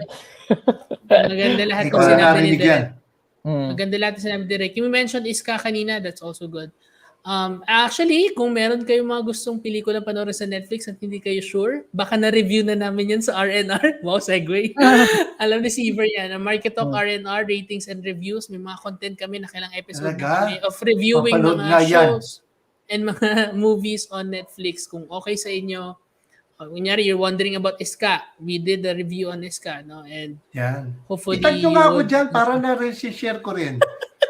Ikaw naman kasi, Pastor, ang tagal mong nawala. Hindi kasi totoo lang yung kasi naalala ko, again, my age is showing. Okay. Meron mga movie reviews noon. Ang host pa ng programa si Corina Sanchez. Magandang umaga po. Meron magaling mag-review doon Sabi ko nga, wala nang ganung review ngayon. Diba? Kasi alam nyo, nakakatuloy yung gayong review. Para yung mga promotion ng pelikula, hindi puro hindi yung na-develop sila sa loob ng di ba? Yeah, MarkyTalk R&R, ratings and review. Di ba yung na-develop sila, nag-away sila mag-asawa dahil sa kissing scene. Diyos ko naman kako, kailangan pa ba pag-usapan yun? Gusto ko lang malaman, may istorya ka ba? May istorya ba yung pelikula? At kapag yung may rating na ganyan, I'm happy to hear na may ganyan kayo. Tao nagiging critical din, hindi dumbing down. No? Kasi minsan sabi, sorry for the word, ang dating nga kasi nakakabobo raw eh. No? Pero, At di some ba, point, parang, yeah, di ba, so dapat ay, naman, yung maganda ma-point out itong element nito, parang hindi na-establish yung character nito. Kulang sa character development. And with that, medyo tumataas naman yung panlasa natin. Parang food vlog yan eh. The more na nakakita mo yung mga food vlog, medyo naging discriminating ang taste mo, di ba? So, ganun din. And we did a lot of that. Congratulations. Meron palang R&R. That's one path, of course. Syempre, if you want to, be exposed more to more beautiful films. Kasi kung talagang gusto nyo, ang daming magagandang pelikula, hindi lang dito sa Pilipinas, kundi sa abroad, na it talks about issues, talks about emotions in a very different way than the way that we're used to. Pero kasi sanay na tayo dahil doon tayo na-entertain. Minsan, manonood ka ng pelikula before the pandemic, di ba? Meron ka lang pera for one ticket. Diba? If you wanna watch all the films, syempre, hindi mo naman kakayanin. So sometimes, you just choose the film that entertains you. Because it's the easiest thing. Diba? Parang hard-earned money mo yun eh. Diba? Imagine if 150 lang pera mo, diba? So you would choose something that entertains you. But since yan nga, we have Netflix and you have access, yung one ticket mo is equivalent to like a month of access to Netflix, you now have an option to choose. Diba? Mas nasa yung kapangyarihan in terms of choosing the content that you want Na-excite to watch. ako sa review nyo. Na-excite ako kasi alam nyo ba na minsan I depend on the reviews. Sige. Pag pangit ang review, hindi ako nanonood May mga articles, Pastor, na may mga writers pa rin na film critics. But siguro kung visual, parang for R&R pa lang. Wow naman. Basta pag mababa rating nyo, hindi ko na panonoorin. Ay, nice. You will save me a lot of time. You will save me a lot of time. Kasi di ba, yung manonood ka, tapos pili mo, nagsayang ka ng oras. Ayoko lang ganun eh. Gusto ko pag nanonood ako, sulit. Sulit talaga. Well, kami dalawa, magkasama kami dyan ni Direct Mark and other guests. So, medyo siguro naman solido yung pagtitiwala mo sa amin in terms of our opinion on it. But speaking of opinions, okay, before we go to our last content or last topic for today, meron tayong segment yung tinatawag na Yay, Nay, or Meh. Ayan, inintroduce natin to. Alam na to ni Ruth eh. Basically, what I'll do, magbabasa po ako ng top 10 headlines, hindi man top 10, but 10 headlines this past 2 weeks. Sabihin niyo lang kung ang feeling niyo sa news ay yay, making good para sa inyo, or natutuwa kayo sa nangyari, or ganyan. Nay, syempre kailangan may kamay ha. Nay, hindi maganda yung news, hindi maganda, hindi kayo natuwa. Or meh, wala kayong comment. Or parang hindi nyo feel or hindi nyo alam what is it all about, no? And if you wanna offer your like one-liner lang siguro, mabilisan lang naman to kasi malapit na naman tayo mag-time. Pero mabilisan lang if you wanna offer your one-liner about your opinion on it, pwede naman. But if you don't want, that's also okay. Kayo mga nanonood sa amin, pwede kayo makisali sa yay, nay, or may. So mag-yay kayo, thumbs up kapag agree kayo, nay kapag hindi, and then meh kapag may meh na na emoji, di ba? So you can also use that. Bago tayo pumunta doon, sabi ni Nanette Tan, good evening daw po, Pastor Eric. Ay, magandang gabi rin po. May fan ka talaga, Pastor. Okay, let's start with nay, meh. Hindi ko na maalala to. Yay, nay, or meh. Okay, first, US CDC, Center for Disease Control, warns against use of antiparasitic drug ivermectin for COVID-19 as calls to poison control centers increase. So is it a yay, a nay, o meh? So give you a background. No? So itong ivermectin, medyo kumakalat ito bilang isang sinasabi nilang solusyon or drug to treat COVID-19. And to help you. But ivermectin is originally an antiparasitic drug na ginagamit usually para sa mga hayop, no? Yung para matanggal ang kanilang mga parasites sa katawan. And recently, there's a study that said that it has no significant connection in treating COVID. Ito na nga, naglabas ng US CDC and US FDA or the Food and Drug Authority na don't use the ivermectin for COVID-19. But what are your thoughts? Yay, nay, or meh? Ako, Nay. Nay. disclosure, I Okay. drink ivermectin. Okay. But Sige. for the ivermectin for humans, not for, For animals. humans. I am So not a there's horse. drug I am na not a talaga- cow. Oh, sabi nga ng USFD, you're not a cow, you're not a horse. So there's a version of it na para sa tao. Yeah. Okay. And I've asked 2 doctors that I trust, and they said you should take it. Mm. Yun naman, sa akin lang. Okay. So And that I'm also is your- vaccinated. Okay. So at least, di ba, nandun ka na, meron ka ng, kumbaga, defense against COVID-19. How about you, Ruth and Seaver? Thumbs up, thumbs down? Meh. Meh. Sa akin ganito. Kasi umiinom din Conventional. kami ng ivermectin. And nung Mm. nagka-COVID yung sister ko, yun yung ginamit niya. Okay. Yeah. And That's it There are was reasons for good drinking it. Yeah. So, medyo ang nagiging concern lang ditong headline na to is that there are increasing calls to the poison control because of overdose naman ng ivermectin. Maybe it's an improper use din naman ng Oh. drug. But No? they drank the wrong one. It's for the Oh. animal, not for human. Oo. For Oo, human, that's and possible. check your doctor. Check Kasi with your yun, doctor. don't Okay. self-medicate. So, nay, and then Messi, Seaver. Okay, next. Clark International Airport chosen finalist at the Pre-Versailles World Selection. That's an international award-giving body for architecture, especially airports, mga ganyan, hospitals. Ito ba yung bago? Ito yung bago? Bagong Clark Ganda. International Airport. Haven't been there, so. Okay lang. Kami rin. I saw the Puro pictures. photos lang kami. Puro Oo. photos lang kami, Seaver. Wala pa nakakapunta. Hindi pa tayo nakakalipad. Na mapaglipad, eh, Ah. no? Wala. Pero Pero ganda. yay. So Yay. nominated siya. Hopefully it wins some awards because well visually as the photos show, maganda yung architectural design talaga. At least may Okay, maganda next. na kumpara sa Changi. Oo, that's true. I forgot na, do you remember anong airport yung tumalo sa Changi? Parang recently na-topple. Okay, sige. Next. Gerald Anderson says, Julia is the one. Hopes Bea will forgive me. By the way, mga real headlines to ha. Hindi ako lang ang nagsusulat nito. Gerald says, Julia is the one. Hopes Bea will forgive me. So for context, Gerald and Bea, Gerald Anderson, Bea Alonso, they usually Bakit yung ulo? together. And then nagkaroon daw ng issue, hindi na-ghosting. Yan na nga ba something like sinasabi that. ko eh. May pelikula pa sila.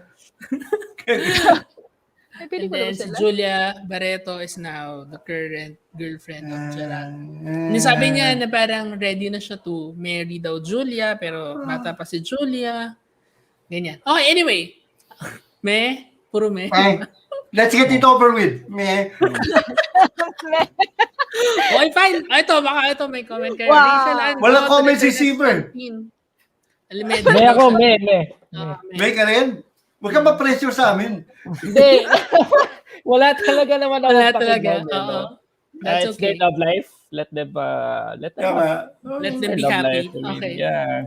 Ito, Rachel Ango to return as Fandine in Les Miserables, UK, Yes. in the West End. Yeah, I So, love Les Miserables.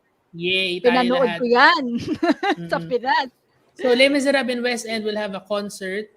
Concert, hindi siya actual play. And then, Rachel Ann, dahil hindi niya natapos yung kanyang run previously because of the pandemic, she would return for a few shows na to do as the role Fantine. Pero someone will actually play the role.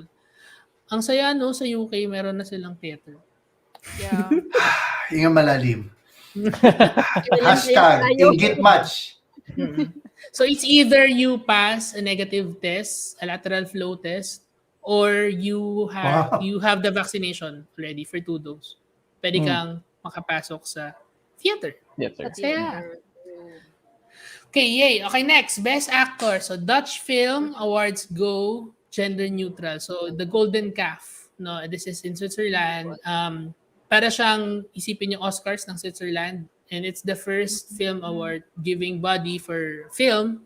Film award giving body for film na would go gender neutral. So they would just have one award for Best Actor, meaning all would be Ah. nominated for it, and then Best Supporting Actor, but wala ng female role or male role like Oscars.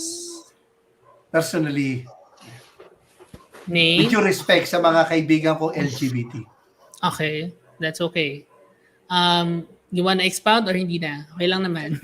Sa akin, Yay. ano lang, mahirap kasi gumugulo lalo, you identify this, you identify that, di ba? Sa akin lang, babang usapan yan, baka sa ibang topic na lang. Nagpa-imbita no?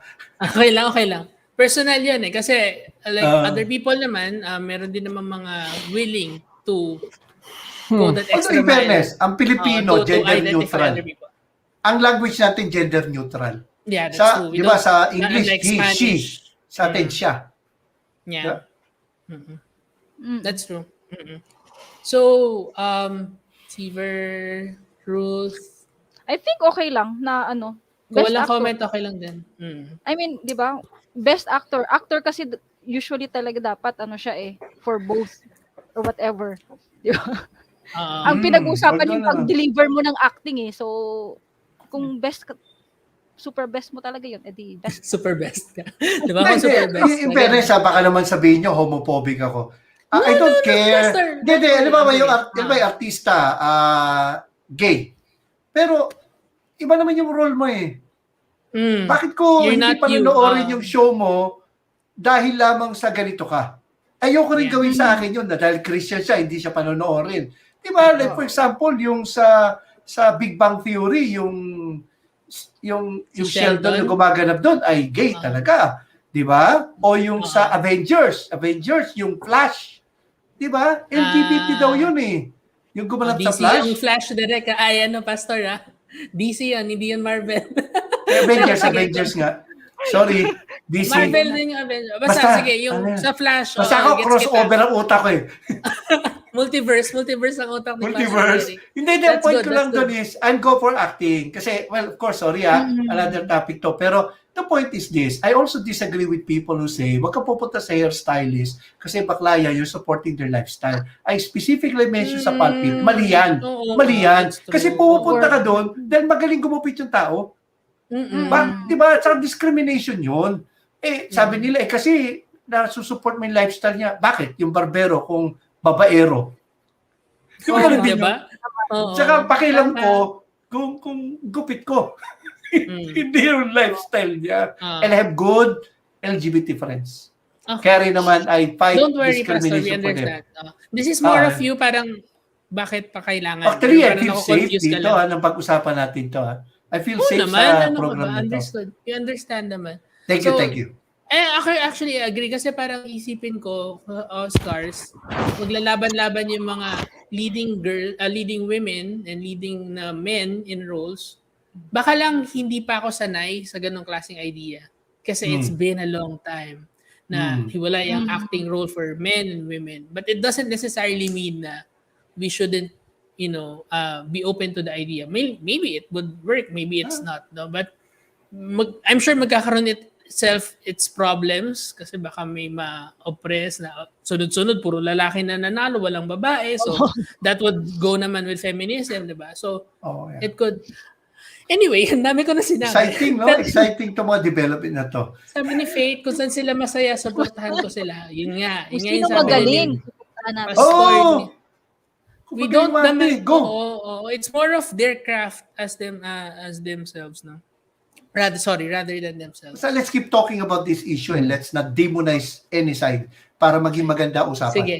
Marami pa tayong headlines. Okay ka pa, Seaver? Gusto mo bang mag-DNA or med? I just have a hard time to... Yun na nga. I think in my med na parang is there a role for a male that it's harder to portray, or is there a role for a female that is harder to portray? I think doon lang naman yung nagfo-fall na what makes it challenging, what are the metrics that we're talking about. So honestly, it's a matter of I don't really know whether I'm a yay, nay, or meh here. It's a matter of I want to see muna how it's gonna go. Watch the Dutch films that come out. Will there be a conversation now? No, as a man, it's harder to portray this. because of this. But as a woman, it's Kaya mo harder bang to deal iarte this yung because of this. panganganak? Yeah, yung mga ganyan na parang I feel like kasi there's at the end of the day, it goes back to the biological argument no na maybe there is a harder role to portray. There's a more challenging way to be more real and all. I don't know. It could also go back to that, but at the end of the day, I think it's more of like, well, let's see what happens. Let's see. Yeah, At let's least see what we're open happens. to it, diba? Hindi naman natin It's sinasabi interesting. It's interesting. it's interesting. Honestly. And I think it's also parang an experiment talaga, given that they're gonna be the first ones. Just to be clear, it's not saying that the male actors would play female roles. Yeah, So it's basically just competing, the male actors playing their own roles and the female actors playing their own roles. But I guess yung point ni Seaver na nakikita ko rin is that it's really kind of hard to distinguish how easy for a male actor to play his role and then how a female actor achieve her role. No? So parang naiintindihan ko na paano mo pag i-distinguishin yun kasi iba ang experiences ng babae sa experiences ng lalaki. Although, yun na nga, sinasabi natin, it's very interesting to see how it all develops. Maybe it's a good experiment. We don't know. Diba? Okay, hindi pa tayo tapos. Ang dami pa natin headline. Dumahaba pala tayo. Next. Charlize Theron. Yan. Particular siya sa pag-pronounce sa pangalan niya. To headline the Philippine Digital Convention 2021. So the Philippine Digital Convention 2021 is a program by PLDT. Basically, as the name implies, it's a convention of, about the digital industry. And since siguro dahil online siya, baka they were able to invite the actress Charlize Theron. So, mayroon ba ano yung Philippine Digital Convention? Ayun, it's about a digital conference. Ba siya? Oo. Digital talaga. But actor. Sorry, pero back actress. Yun lang. Parang they're tapping her to share her experiences about her advocacies. I'm not really sure how it connects to the digital sphere. Siguro I don't know. Siguro may ginagawa siya. Pero it's a day for me. For now, it's a day for me. Given the information that you have. How about you, Pastor Ruth? Konti lang na pelikula niya napanood ko eh. Hindi Italian Job, Hancock, di ba? Yeah, yun lang. Sige. Hindi ako wild about the idea. We can't really comment that much. That's okay. Okay, next. But she's beautiful. That's true. Absolute divorce bills. Absolute divorce bill gets nod of House PANA. So the House Committee on Population, sorry, I forgot the whole term, but they passed at the committee level the divorce bill that is being authored by Congressman Edsel Lagman.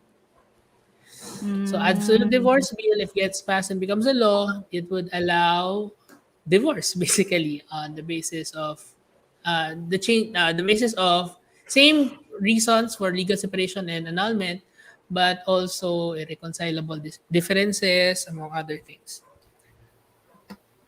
Yes. Yay, name masyado bang... Ayan, sorry. Thank you, Derek. House Committee on Population and Family Relations. Controversial. Mas magandang pag-usapan ng gusto. It's not an easy answer. Easy question. That is understandable. It's not. It cannot be solved by yay, nay, or me lang, no? Yeah, kasi, maraming factors to consider. Yeah. That is true. That is true. Agree. Maybe we can have this for our next OIC episode. Let's put that in mind. Baka babalik si Pastor Eric, si Ruth, si Seaver to talk about it. Next. Yung Lisa Pacquiao fight. Mega upset versus Natalo si Pacquiao ng Okay. Cuban boxer Ugas to retain the World Boxing Association title. That's the way it goes. nice. I mean, for me, it's more of a Pacquiao is still trying. There's a lot of money pa rin naman at the end of the day. Who gets $5 million at a night? But it's sad. It's sad that he lost for me. It's sad that he lost. So nay pa rin at the end of the day, nay pa rin. Okay. Okay. He's planning daw to do a rematch if ever. Up to him. Okay. I mean, I think it's the money. Biglang tumahimik I think it's the money, honestly. I think it's the money. Pero bang ganun na? Nay ka for that, Ruth? Yung Sa next rematch? fight, pero tama na. Ay, ano na. Tanda na siya. Ano? Stay on the top na. Oo. Maging way weather ka na, mag-exhibition match ka na lang once in a while, di ba? Oo, parang Pwede. While he's president, joke lang. Ibang usapan yun. oh no. Ibang usapan. Tubutuloy ako. Sabi ni Direk, comment siya, some supporters of the administration said kasi against daw siya sa Pangulo, kaya natalo si Pacquiao. That's unfair. Okay. That's below the belt. That is fair. That's literally below the belt. And that is medyo out of logic. No? Na parang, It's not ano ba part to? of the equation. Yeah. Sabi niya, parang nag-reason out siya na there's something that they did wrong with his legs. So he was Cramps. nagka-cramps daw siya during the fight. That's why he said he lost. So Okay. maybe. Okay, last Yung two wala din. headlines. Ay, pwede ba itask ko pati pa ako? So naalala nyo, magpapasko Oh, last grabe year. yun. There's a video that Yes, grabe, iniyak circulated namin about yan. a cop Shocking. who like killed point blank In cold blood. mother and a son. A mother like a very senior citizen mother. So recently the court convicted him and handed out a reclusion perpetua Not eligible for parole. For parole. Yeah. lalo na Pasko, no? Not eligible talaga for parole. Tama, galing. So, yay, name eh. Yay. Yay! At least it's nice to see, at least justice has been served. Oo. Ay, but it's really just disheartening to know that it really had to happen to set an example, di ba? So parang medyo malungkot lang talaga yung part na yan. Paano kung di na kuna ng video? Di ba? Yun yung mga Oo, tatanungin mo. Yeah. Okay, last, Philippines among 5 countries yet to reopen schools since 2020 according to UNICEF. Yung sinabi ni UNICEF recently. So UNICEF said that we parang countries should start focusing on getting the students back to school like physically kasi nga nagkakaroon siya ng effect emotionally, mentally to the lives of the children. And among us is Venezuela, yung mga ganyan, mga Bangladesh, mga ganong klaseng bansa. So, what is your take? Yay, Alam mo, nay. given the situation, ayoko pa i-reopen na school. Okay. Yan lang sa akin. It's the safety pa rin of the kids. Oo. Lalo ngayon, But- mga pabataan nagkaka-COVID. Delta. With the Delta. At yung ating mga vaccines available right now have not been tested to ages below 18. So technically, they can't really be given to kids because wala pang clinical studies about it. But we don't know what would the effect to people under 18. Yeah. But should we do something to at least make efforts in reopening the schools? Dahil kung 5 na lang pala tayo sa mundo na hindi pa nagbubukas. Ayusin muna natin ang pandemic response. Ayusin muna natin. So talagang siya, para siyang domino effect which starts. Ruth, Seaver, yay, may. I mean, it's sad. It's sad. For me kasi parang iniisip ko lang na if I were to graduate high school, I wouldn't have prom, I wouldn't have mga ganyan. So intrams, walang intrams, mga ganyan. So it's the whole high school experience din eh. Oo. So those build memories. But alam ko rin naman na even for homeschool wala rin naman yun. So I guess it's more of like yung mga everybody's forced to homeschool. Yeah. But nay talaga di. I mean, I'm not happy with the news na we're stuck in this pandemic. First.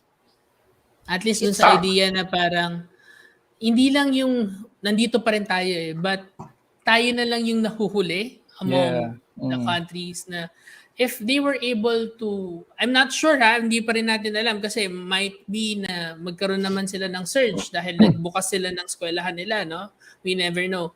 But it's disheartening at least, at the very least, to know na we are among these groups of countries na nandito pa. No? Agree. Yeah. So, Ruth? Malungkot.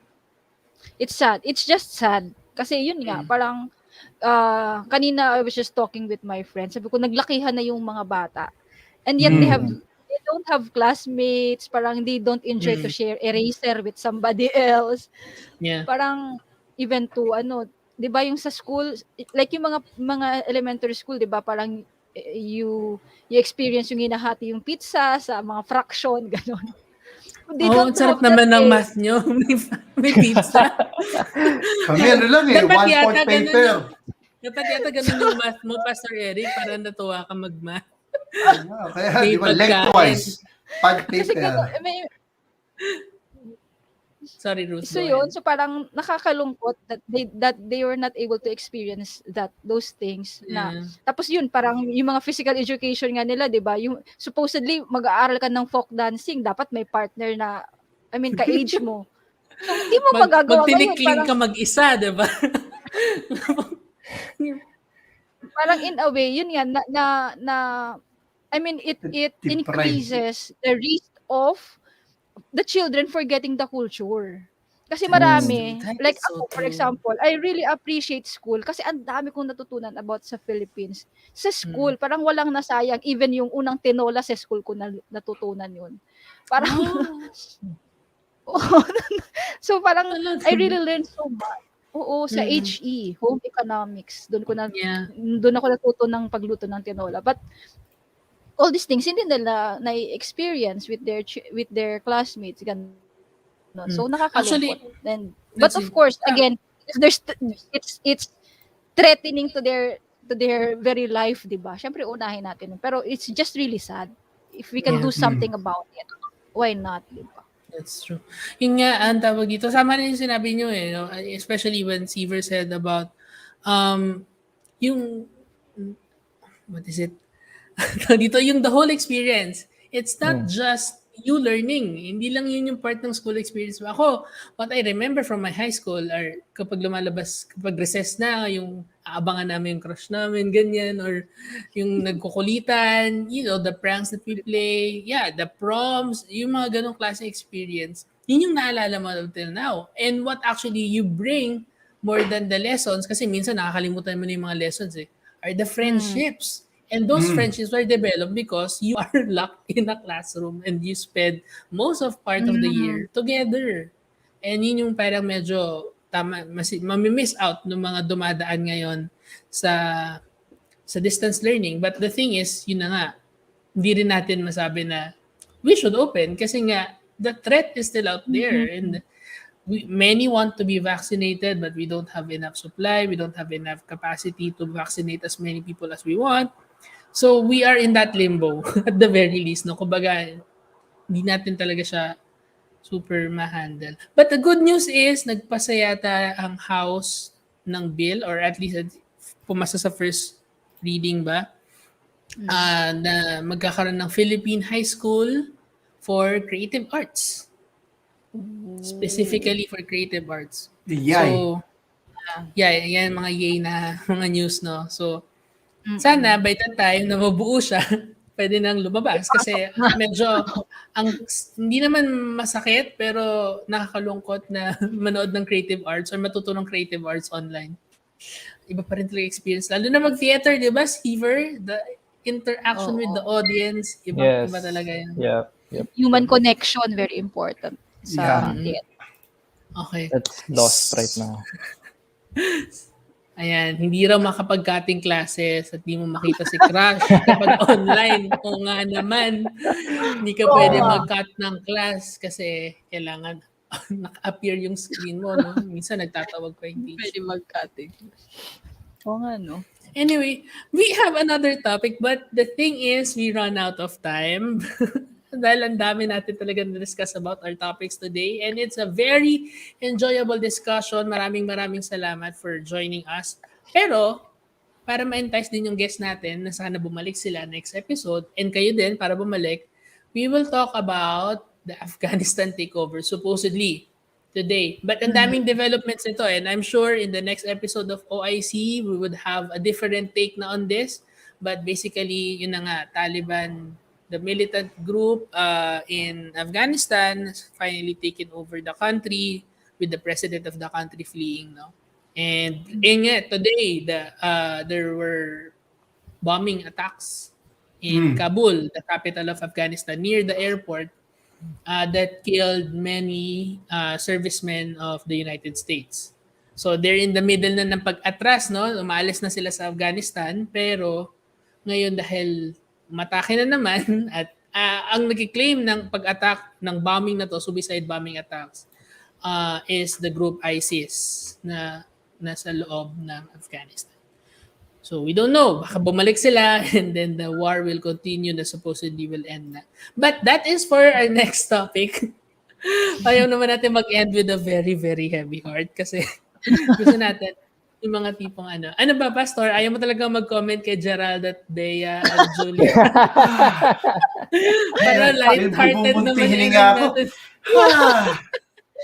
Sabi ko nga, ayoko lang ganyan para mag-promote ng pelikula. Pag-usapan natin yung acting.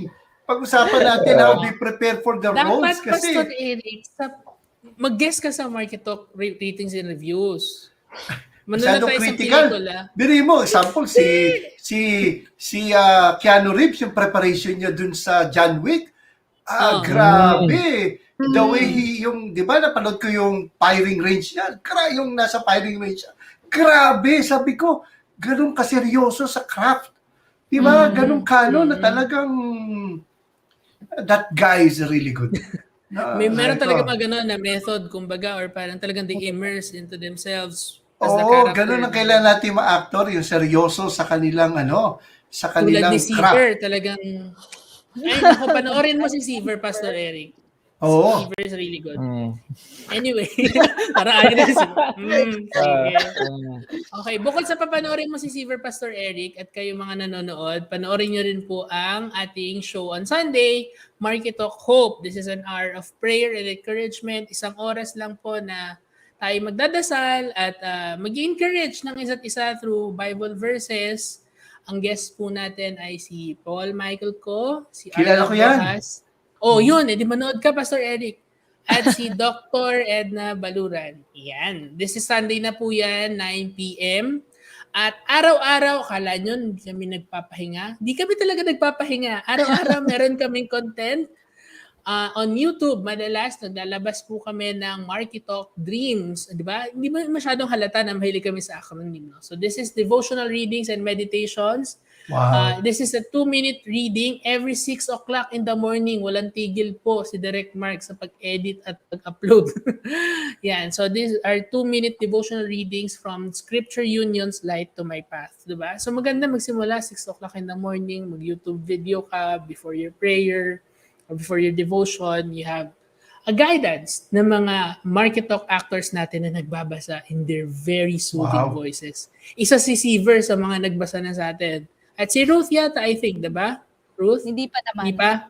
O, susunod ka na, Ruth. Yun yung actually lead-in doon. Okay. Anyone would like to say their final words before we leave sa mga napag-usapan natin? And hopefully you come back, no? Let's start with Ruth. Ayan. Muli, maraming salamat sa pag-attend. It's really good to have a conversation again with you. At yun nga, nakakatuwa na iba naman yung kasama. So next time. Oo, diba? Ang saya na mga ganito, no? Na very open conversation. Yeah. Thank you ulit. So, hindi ka talaga mag-comment kay Bea, Gerald. Seaver, thank you. Okay lang. Seaver, thank you for joining us and I hope you enjoyed this session. Any final words? Register to vote. It's September 30. Yes. Please do practice your right to vote. It is more, if you are very mad at the current administration, and you're not voting, blame yourself, honestly. Blame yourself. Do your best rin, I guess. Go out there, get vaccinated. Maganda naman yung support yata from local government units. Just check na lang. Just, practice your own. Whenever you read issues, don't get taken by emotion, honestly. Read through it.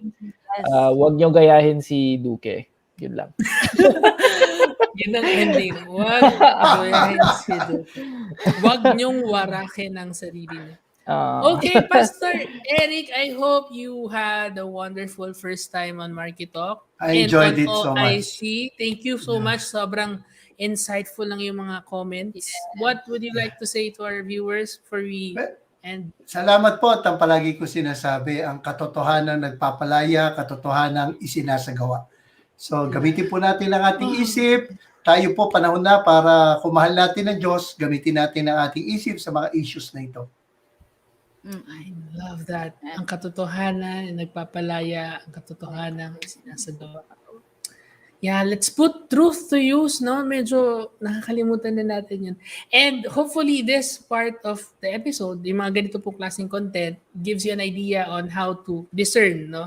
At least maiba nyo lang alin ba yung point of view na pwede nyo pakinggan at alin ba yung point of view na medyo kailangan nyo tignan with the consulting eye or parang medyo pag-aralan nyo muna kasi mukhang hindi nanggagaling sa katotohanan.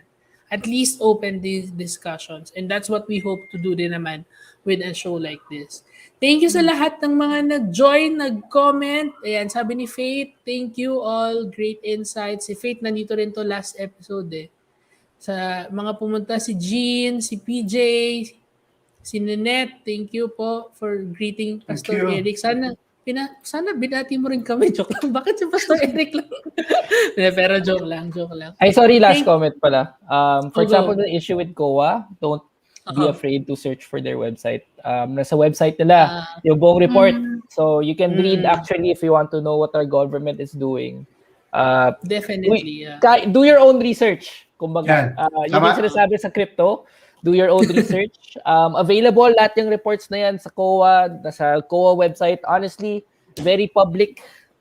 Don't be afraid to make your own comments naman at the end of the day. Yeah. Don't As listen. Mandated by law. Don't listen to what the media always says. Kasi honestly, it's better that you get to see the facts yourself. That's true. Yeah. And then, read some articles. Hindi lang siguro one-sided article, if ever. Siyempre, kunyari, kung gusto mong maintindihan baka lang, okay, ano ibig sabihin nitong number na to? Media sometimes do that to explain. But don't get from one source. Kung talagang gusto mo siya malaman, try to find as many sources as you can. No? And both sides, if ever. So, napakinggan nyo si Duque, napakinggan nyo yung COA, now you can make an informed decision. Especially on next election. Kaya sabi ni SEAVER, don't forget to register. And to register to vote. Thank you again so much on behalf of my wonderful guests. And thank you, Direct Mark Aranal, for supporting us from the backstage. I hope you do get better and maghilang inyong physical and emotional pain. Yan. Alam natin kung ano pinagdadaanan ni Direct Mark. But thank you for supporting still kahit you're on the backstage. Thank you so much again, Ruth, for coming. SEAVER and Pastor Eric. Sana hindi ito ang last. I hope you do get back. Thank you. And we will try to talk more meaningful and siguro lighter topics, no? Pero the more important ones din. No? But not about Bea and Gerald. Sige. Spare me. I will spare you. Okay, Pastor. Pag ganun ka na lang. Pag yun na yung topic, ganun ka na lang. Ulit tayo. But thank you again. I can't seem to end the show, but thank you so much. I hope you enjoyed everyone, especially watching, enjoyed our discussions. That is the point of our show, is to just discuss and open these discussion spaces for us to learn something new every day. We want to end this show with a video from one of our friends here in MarkyTalk, Arla Fontamillas. She has a tribute. And that's it. Thank you so much. See you all next episode of OIC. Maraming salamat. God bless everyone.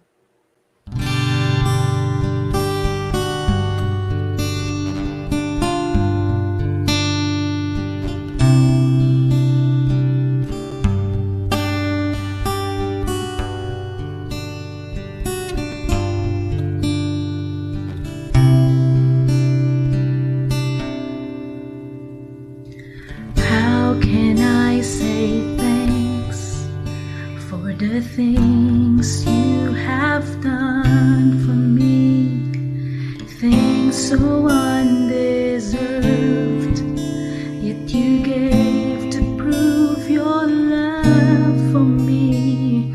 And the voices of a million angels could not express my gratitude. All that I am and ever hope to be, I owe it all to thee. To God be the glory, to God be the glory, to God be the glory for the things He has done, He has done.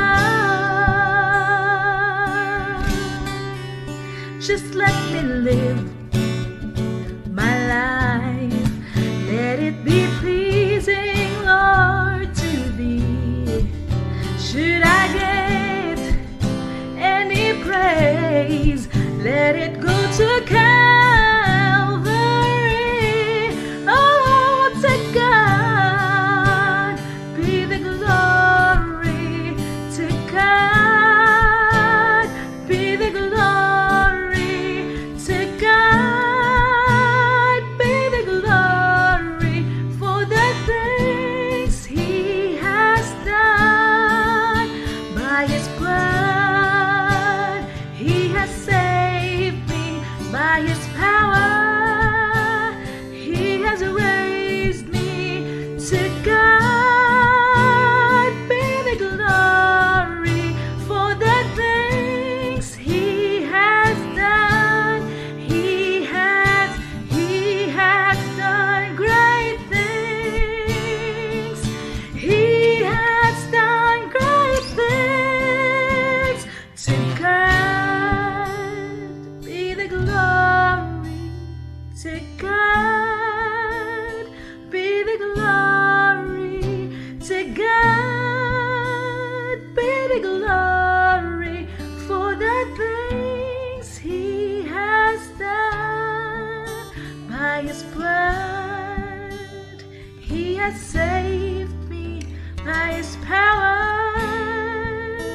He has raised me. To God be the glory for the things He has done, He has done.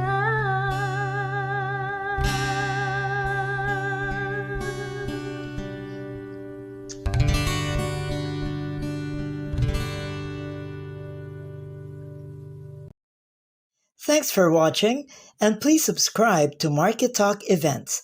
While you're at it, please check out our other social media sites.